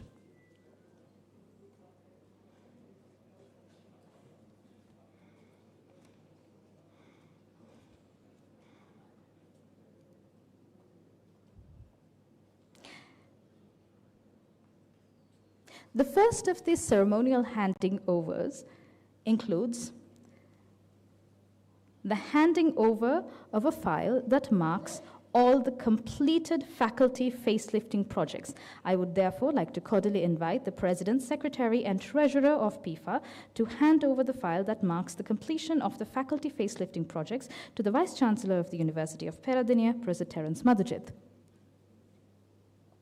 If you direct your attention to the screen, ladies and gentlemen, you will notice the aforementioned facelifting projects that have been included in today's celebrations.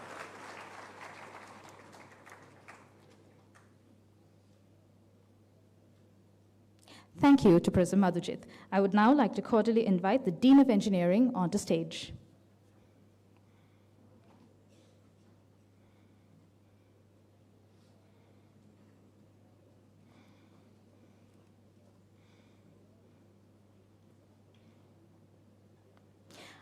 I now cordially invite the President, Secretary, and Treasurer of PIFA to hand over a file that marks the completed projects that involve the upliftment of the learning teaching process here at the Faculty of Engineering, University of Peradeniya. Once again, ladies and gentlemen, as the video highlights, PIFA has supported the crucial learning and teaching process improvement of this faculty. To recognize these contributions and to recognize PIFA's contributions to the physical facelifting of said faculty, we have thus marked the occasion here at the Diamond Jubilee celebrations. Thank you, ladies and gentlemen.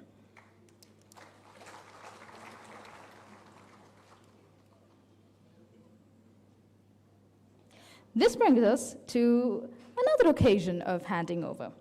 My next invitation is to an esteemed member of your faculty who has taken upon the burden of marking and recording the history of this faculty. Therefore, my next invitation is to, in this case, not lecturer, but author, Dr. Shobha Herat, to present the volume that she authored that records the history of the Faculty of Engineering, Volume 2. I now cordially invite Dr. Herat to present the ceremonial first edition of said publication to our guest of honor for the day, Professor SBS Abekon.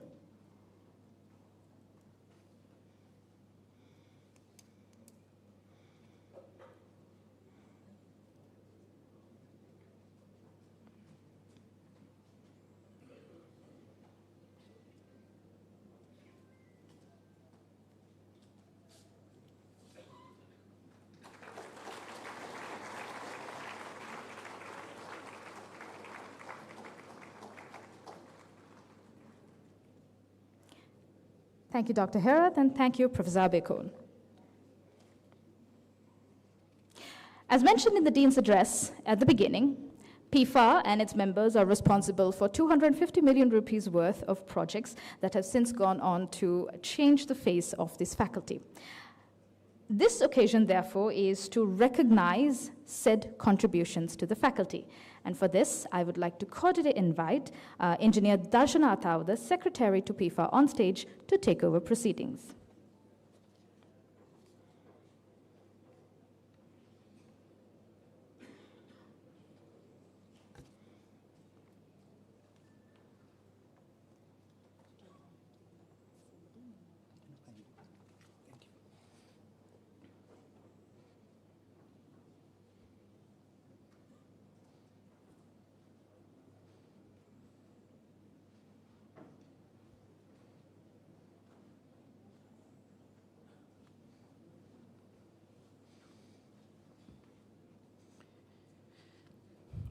Dear distinguished guests, now it's time to recognize the philanthropists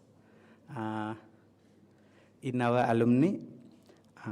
As part of the 75th anniversary celebration of the Faculty of Engineering, University of Peradeniya, and in appreciation of the generous support extended towards the faculty, we are pleased to present special mementos to individuals, groups, and batches who have made significant contributions to the development and the legacy of the faculty, not only during the past year, but in the previous years as well. we will begin by recognizing the individuals who have made a significant contribution toward the faculty. I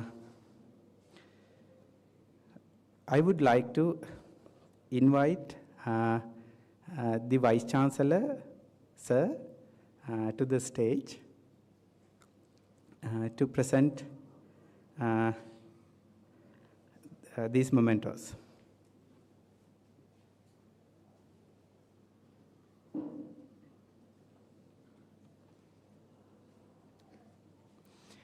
With deep appreciation, I invite the following individuals to receive their mementos.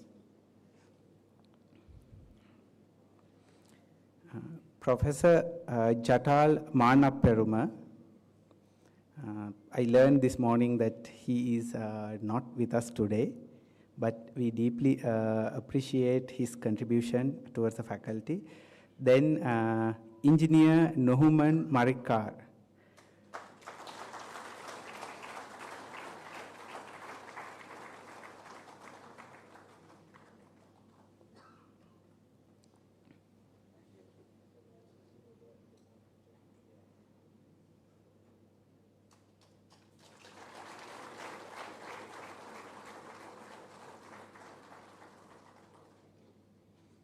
Thank you, sir.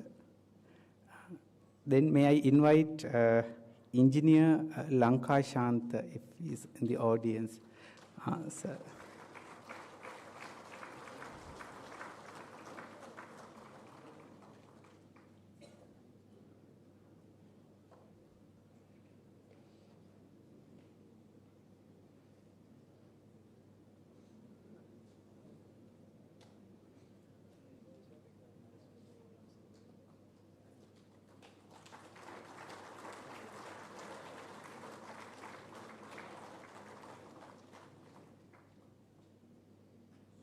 Thank you, sir.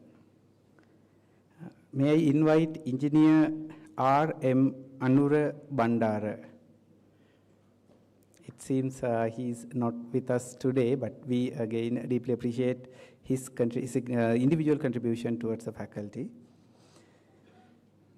Now we'll proceed to the batch recognitions.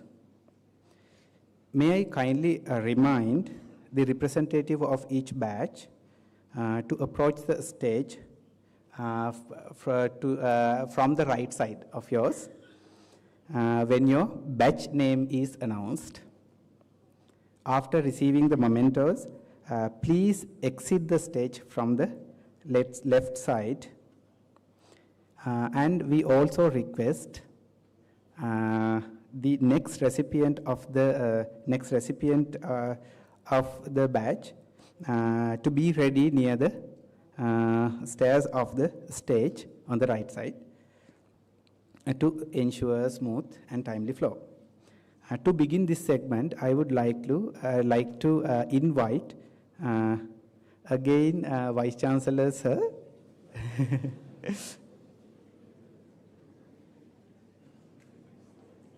to present the first segment of mementos.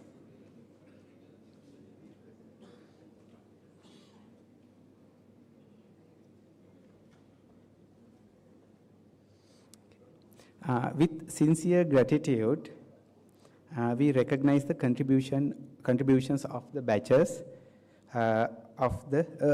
contributions of the batches. So I'll call the name of the batch rather than the names of the individuals, so that a representative may come to the stage. Starting with the first batch, E61.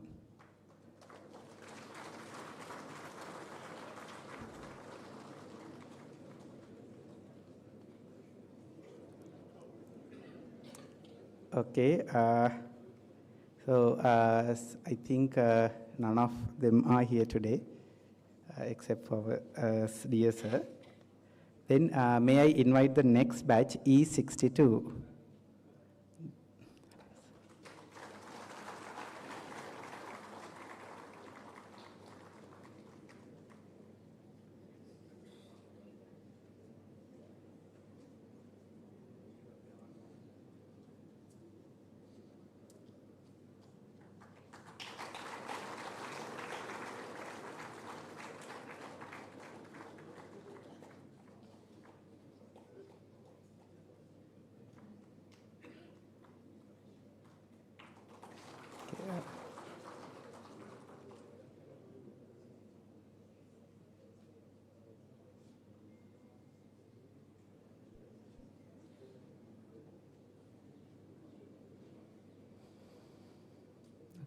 Thank you, sir. May I invite the representative of the batch E63?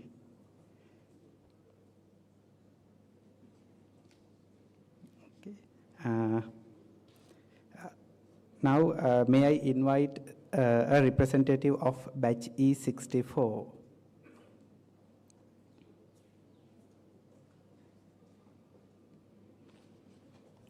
May I invite the batch representative of E65?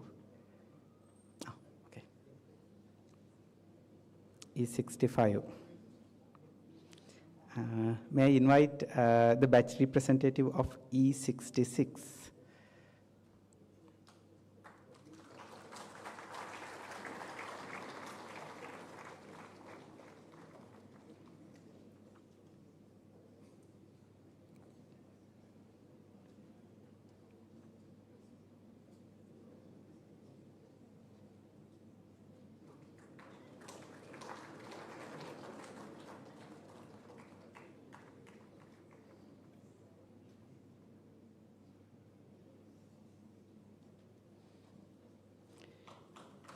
Thank you very much, Senator Randa, sir. Next, may I invite the batch representative of E67?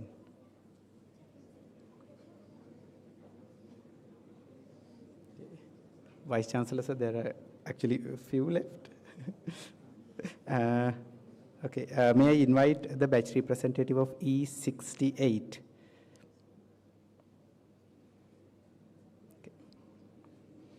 Okay. May I invite the batch representative of E69?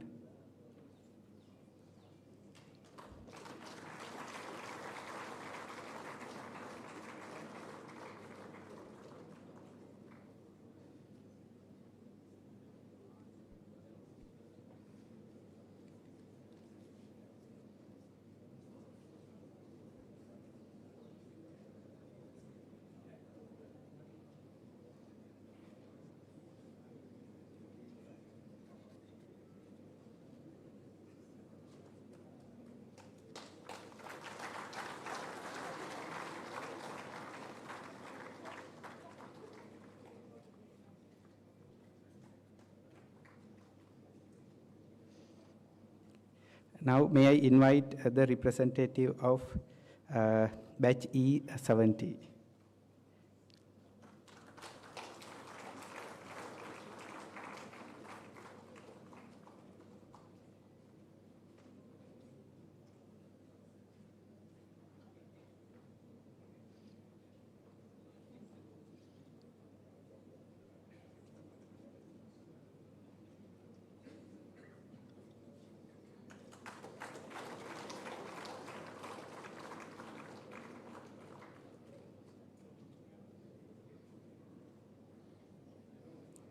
Thank you very much, sir. May I invite the batch representative of E72?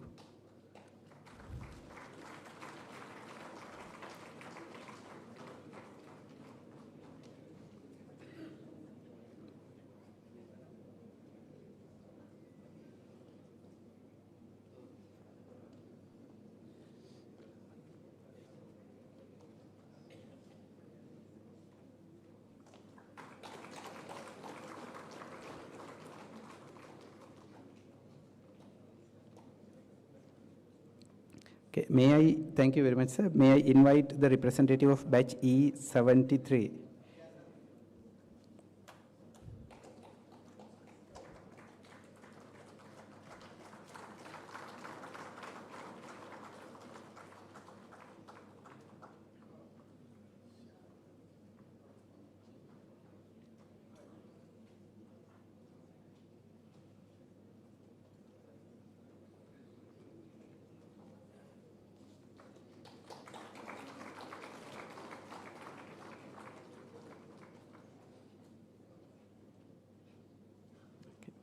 Thank you very much, sir.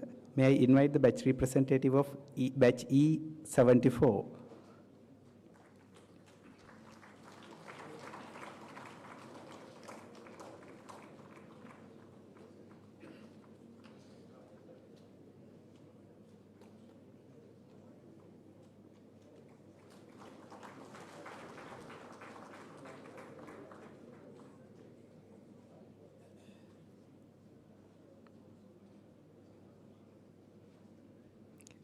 May I invite the batch representative of batch E75?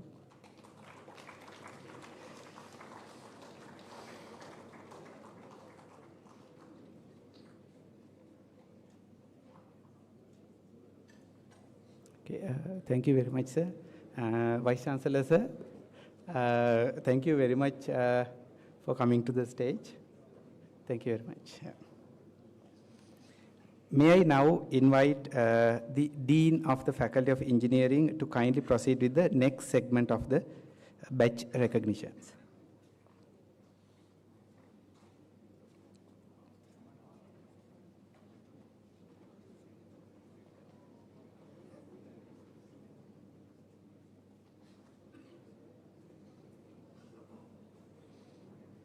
We acknowledge with gratitude the contributions of the following batches. May I invite the batch representative of batch E76.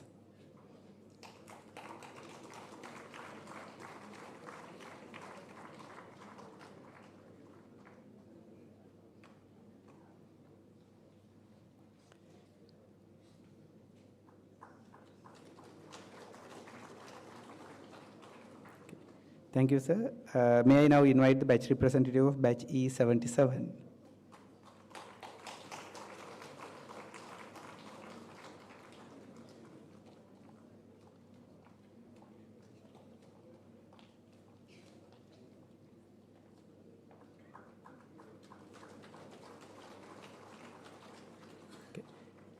Thank you very much, ma'am.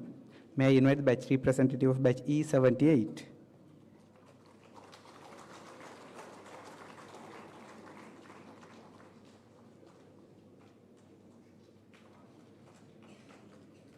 Thank you very much, sir. May I now invite the batch representative of batch E79?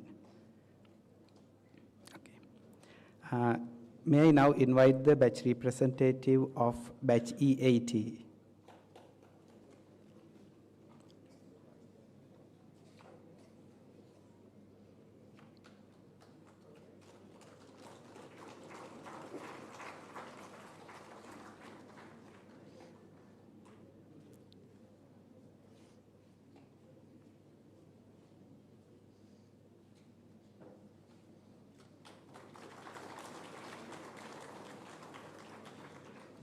Thank you very much, Manora ma'am. May I now invite the batch representative of batch E81?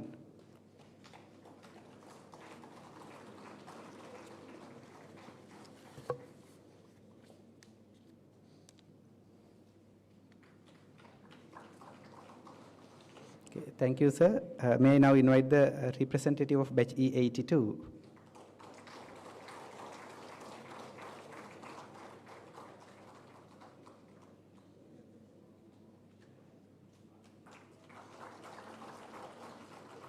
Okay, thank you, sir. May I now invite the batch representative of batch E83?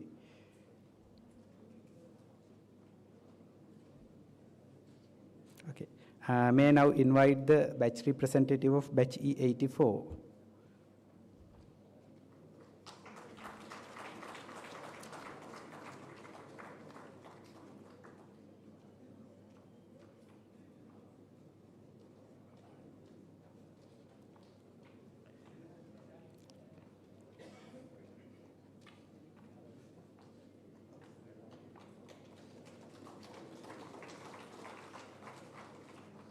Thank you very much, sir.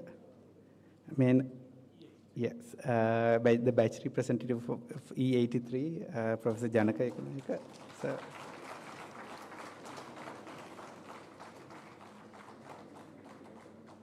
Thank you very much, Janaka, sir. Now may I invite the batch representative of batch E85.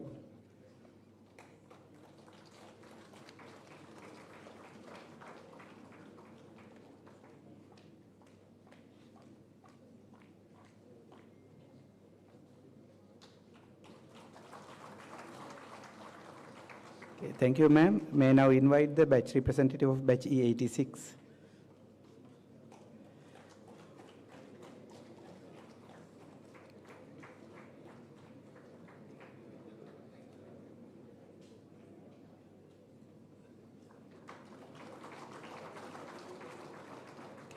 Thank you, sir. May I now invite the batch representative of batch E80,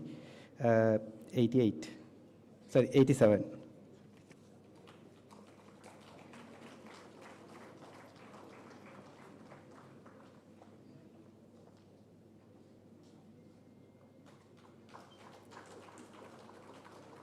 Thank you very much, sir. May I now invite the batch representative of batch E88.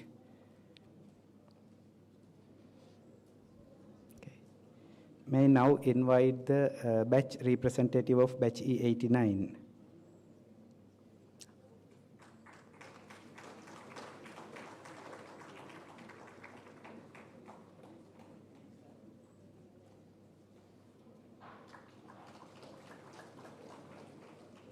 Thank you very much, Gunardhan sir.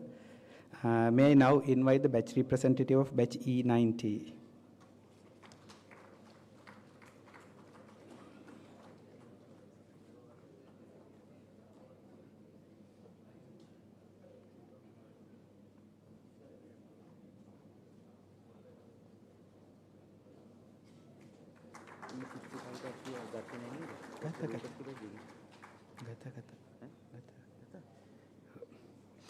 May I now invite the batch representative of batch E92.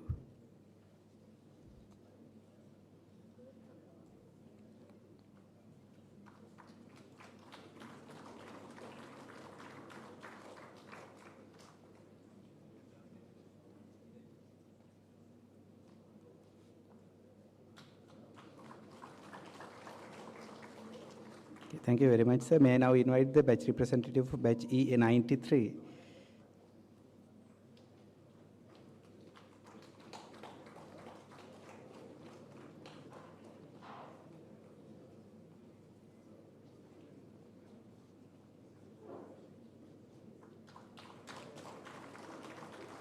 Thank you very much, sir. May I now invite the batch representative of batch E97.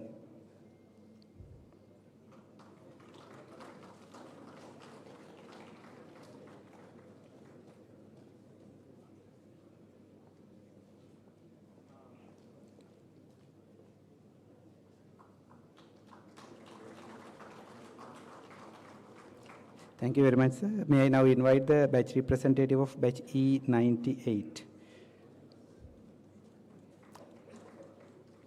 Okay. May I now invite the batch representative of batch E99.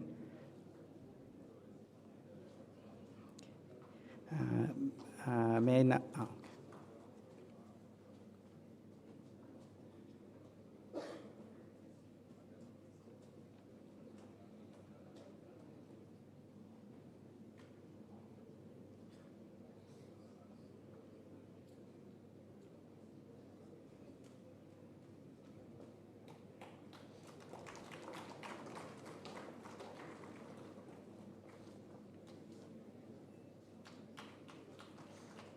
Thank you very much, sir. May I now invite the batch representative of batch E03.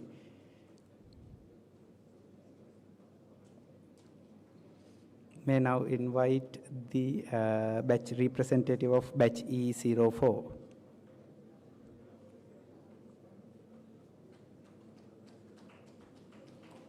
Okay. May I now invite the batch representative of batch E07.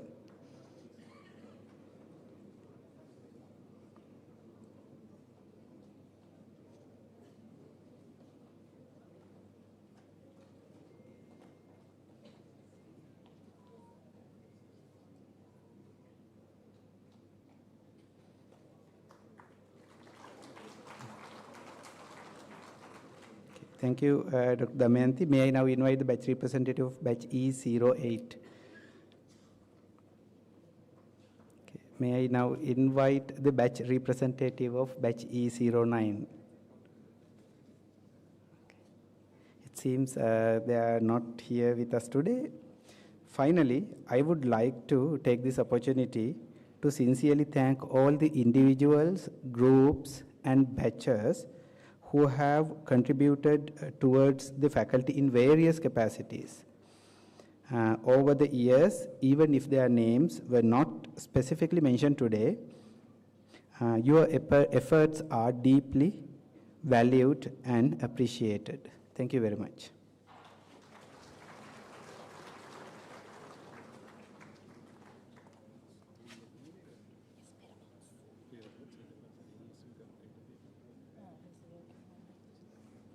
Thank you, gentlemen. As we conclude the awards and recognition for the PIFA representatives, we now move on to a different kind of felicitation. Parabots 2025 Robotics Competition. Parabots 25, a national robotics competition, concluded its grand finale last Sunday on the 29th of June here at the Faculty of Engineering, University of Peradeniya. This event, organized by the Electrical and Electronic Engineering Society, EEES, in collaboration with the YMS of the Institution of Engineers of Sri Lanka, saw great participation from members across this country. This competition was held in two separate categories, a school category and a university category. In the school category, the competition saw the participation of over 120 teams from 51 different schools, representing a wide geographical range from Jaffna to Mathura to Batticaloa to Colombo. The university category saw over 180 teams from 26 public and private universities across the island. In total, more than 1,200 students were actively involved in the competition, showcasing their passion and skills in robotics.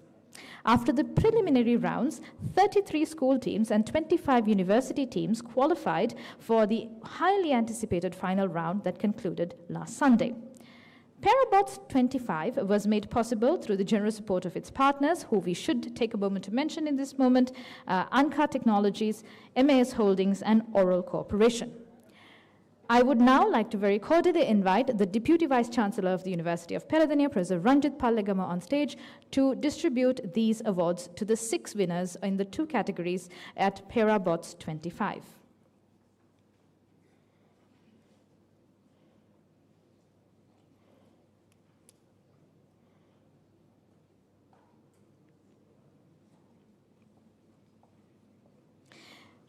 Winning 3rd place in the school category, ladies and gentlemen, please welcome Team Infinity from D-Cube Robotics School in Gampaha.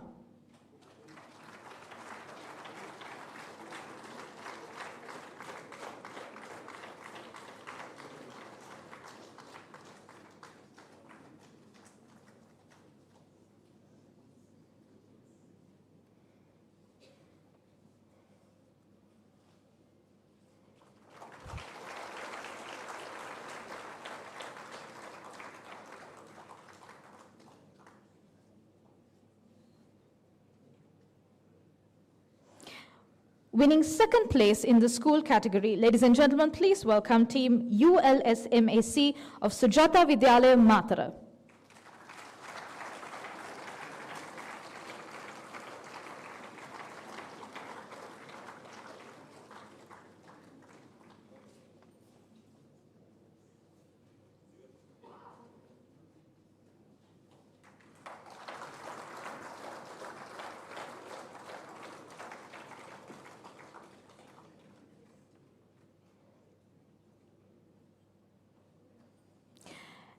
And winning the school category at Parabots 25, ladies and gentlemen, please put your hands together for Team AI Fusion of Ranavira Royal College, Kandy.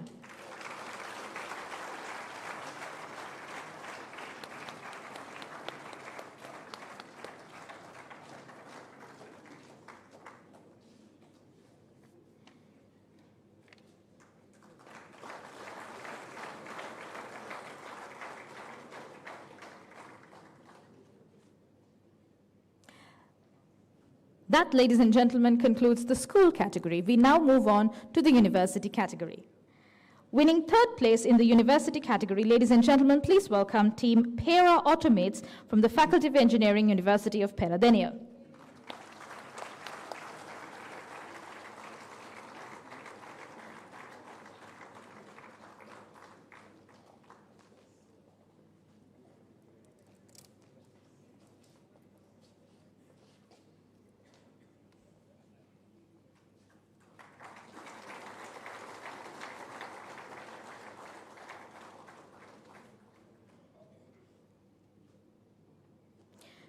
Winning 2nd place in the university category, ladies and gentlemen, please welcome Team NET of the Faculty of Science, University of Kelaniya.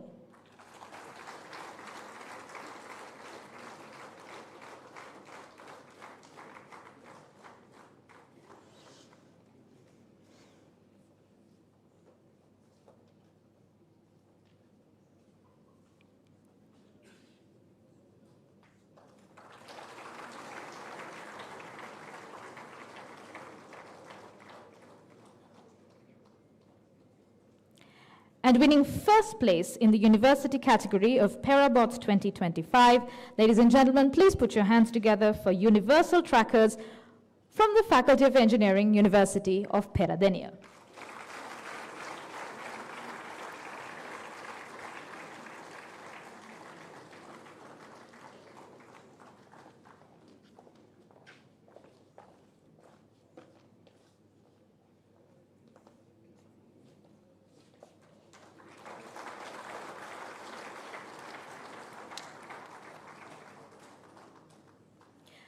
Congratulations to all the winners, and thank you, Professor Palligama.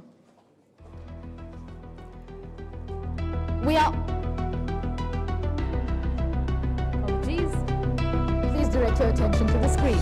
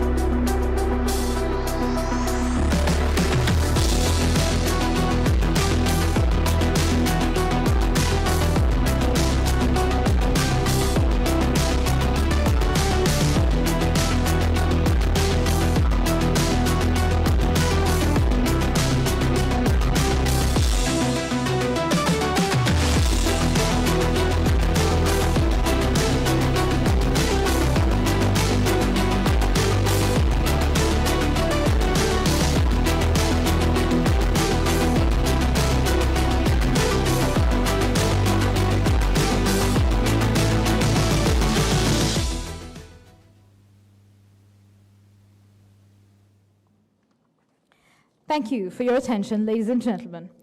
That brings us to almost the end of formal proceedings for the day. But before I go, I would like to extend my penultimate invitation to the President of the Engineering Students Union, Mr. Bhagya Dharmadasa, to address the gathering.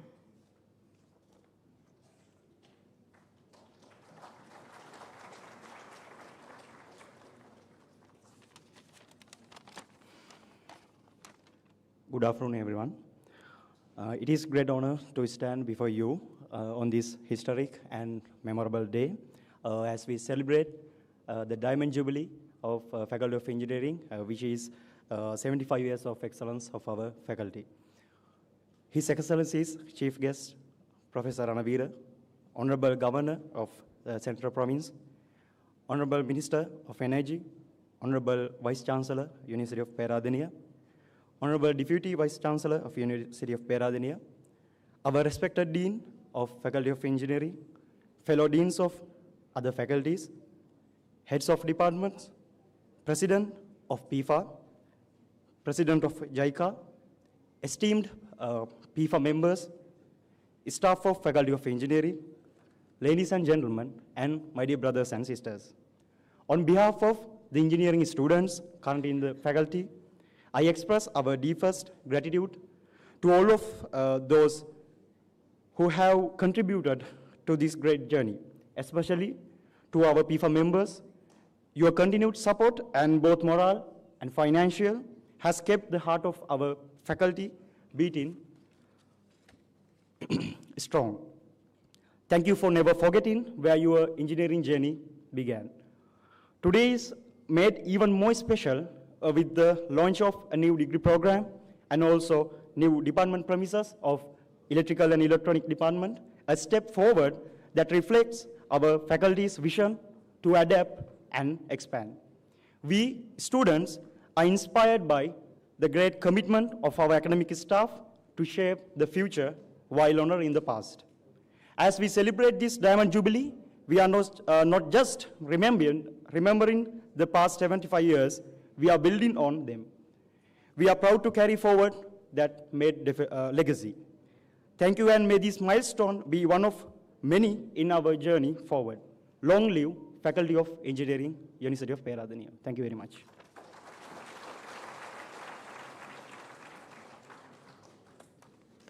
Thank you to Master Damadasa.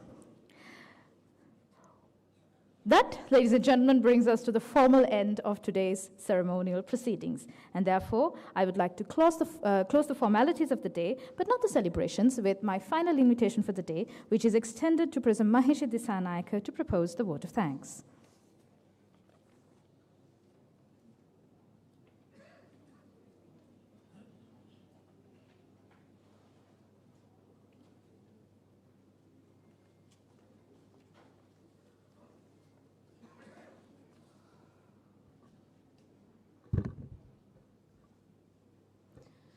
Good afternoon, everyone.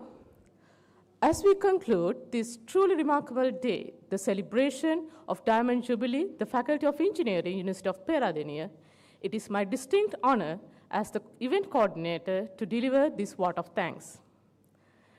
My deepest gratitude goes to Professor MP Ranavira and Mrs. Ranavira for graciously accepting our invitation and gracing our event as the chief guest. Thank you, sir and madam.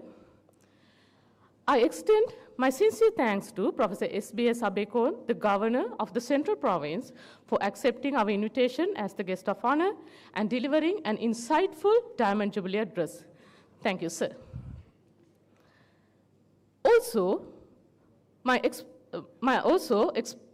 express my appreciation to the Vice-chancellor, University of Peradeniya, Professor Terence Madhujit, Deputy Vice-chancellor, Professor Ranjit Pallegama, and all the deans of faculties and directors of postgraduate institutes, centers, and units of the University of Peradeniya for their invaluable support and continuous encouragement. A special thanks goes to Postmaster General, the Deputy Postmaster for the Central Province, and their team for their great support in issuing the first day cover for our Diamond Jubilee celebration. My thanks extend to all esteemed invitees who graced this occasion despite their busy schedule. A special acknowledgement goes to the Chief Representative of JICA, Sri Lanka, and his team, Minister of Energy, Engineer Kumar Jayakodi, the Dean, Faculty of Engineering, University of Moratuwa, Professor J.M.A. Manatunga, and Professor Lucas, again representing University of Moratuwa. A heartfelt thanks goes to the retired teachers of this faculty. Sirs and madams, your unwavering commitment paved the way for the faculty's current achievement. Thank you. My gratitude is extended to all our invitees and alumni worldwide who joined this momentous occasion, both physically and online. I also acknowledge your generous donations and continuous support for the faculty through PIFA, not only for the Diamond Jubilee project, but also for all the activities, past, present, and even in future. The present staff of the faculty has made tremendous sacrifice and efforts to elevate the faculty's standing globally. They have also been an immense help in all Diamond Jubilee activities. The beautiful landscaping you witness today is a testament to their timeless effort. Dear sirs and madams, my sincere thanks are for all of you for your dedicated service and to the faculty for taking time to grace this occasion as well. On behalf of the organizing committee, I truly appreciate the significant financial contribution of Lanka Transformers Limited. It's instrumental in making this event a great success. This special thanks goes to the CEO of LTL, Mr. N. Marikkar, and his dedicated team. Thank you. Next, I sincerely thank PIFA for its generosity and unwavering commitment to the faculty and its activities, especially bridging the connection between the faculty and its alumni. To the executive committee of PIFA, thank you. In the months leading to this event, the SAR and the faculty, Bursar's office, the faculty non-academic staff, the Works Department, Engineering Workshop, Landscape Division, Engineering Education Unit worked tirelessly. Their efforts in completing renovations on time, managing finances, providing cleaning services, handling live streaming, and attending to many other crucial details are deeply appreciated. My sincere thanks extended to you. Special thanks are intended for the official food supplier Royal Mall, as well as digital platforms supplier, Mr. Kapila Bandar and his team, and the SLT Mobitel team for their data sponsorship. Next, I extend profound thanks to all the volunteers, especially the students and the instructors who tirelessly worked with our team to make this celebration possible in such a short time. My earnest gratitude goes to the co-coordinator, Ms. Lekha Bakmedeniya, along with the main team, Dr. Sahan Bandara, Dr. Nuwan Herath, Dr. Indrani Kularatne, Dr. Shamali, Ms. Yashoda Vimukti, Mr. Darshana Atauda, Dr. Channa Fernando, and Dr. Samita Buddhika. Your determined dedication has been truly outstanding, and I hope your team spirit will continue to grow. Finally, I wish to thank everyone who extended their support in materializing all the events and supported us in numerous ways, and I may not have explicitly mentioned you earlier, yet thank you. Once again, thank you all for being with us throughout this journey. It's been a great pleasure. Thank you, and long live Faculty of Engineering. Thank you.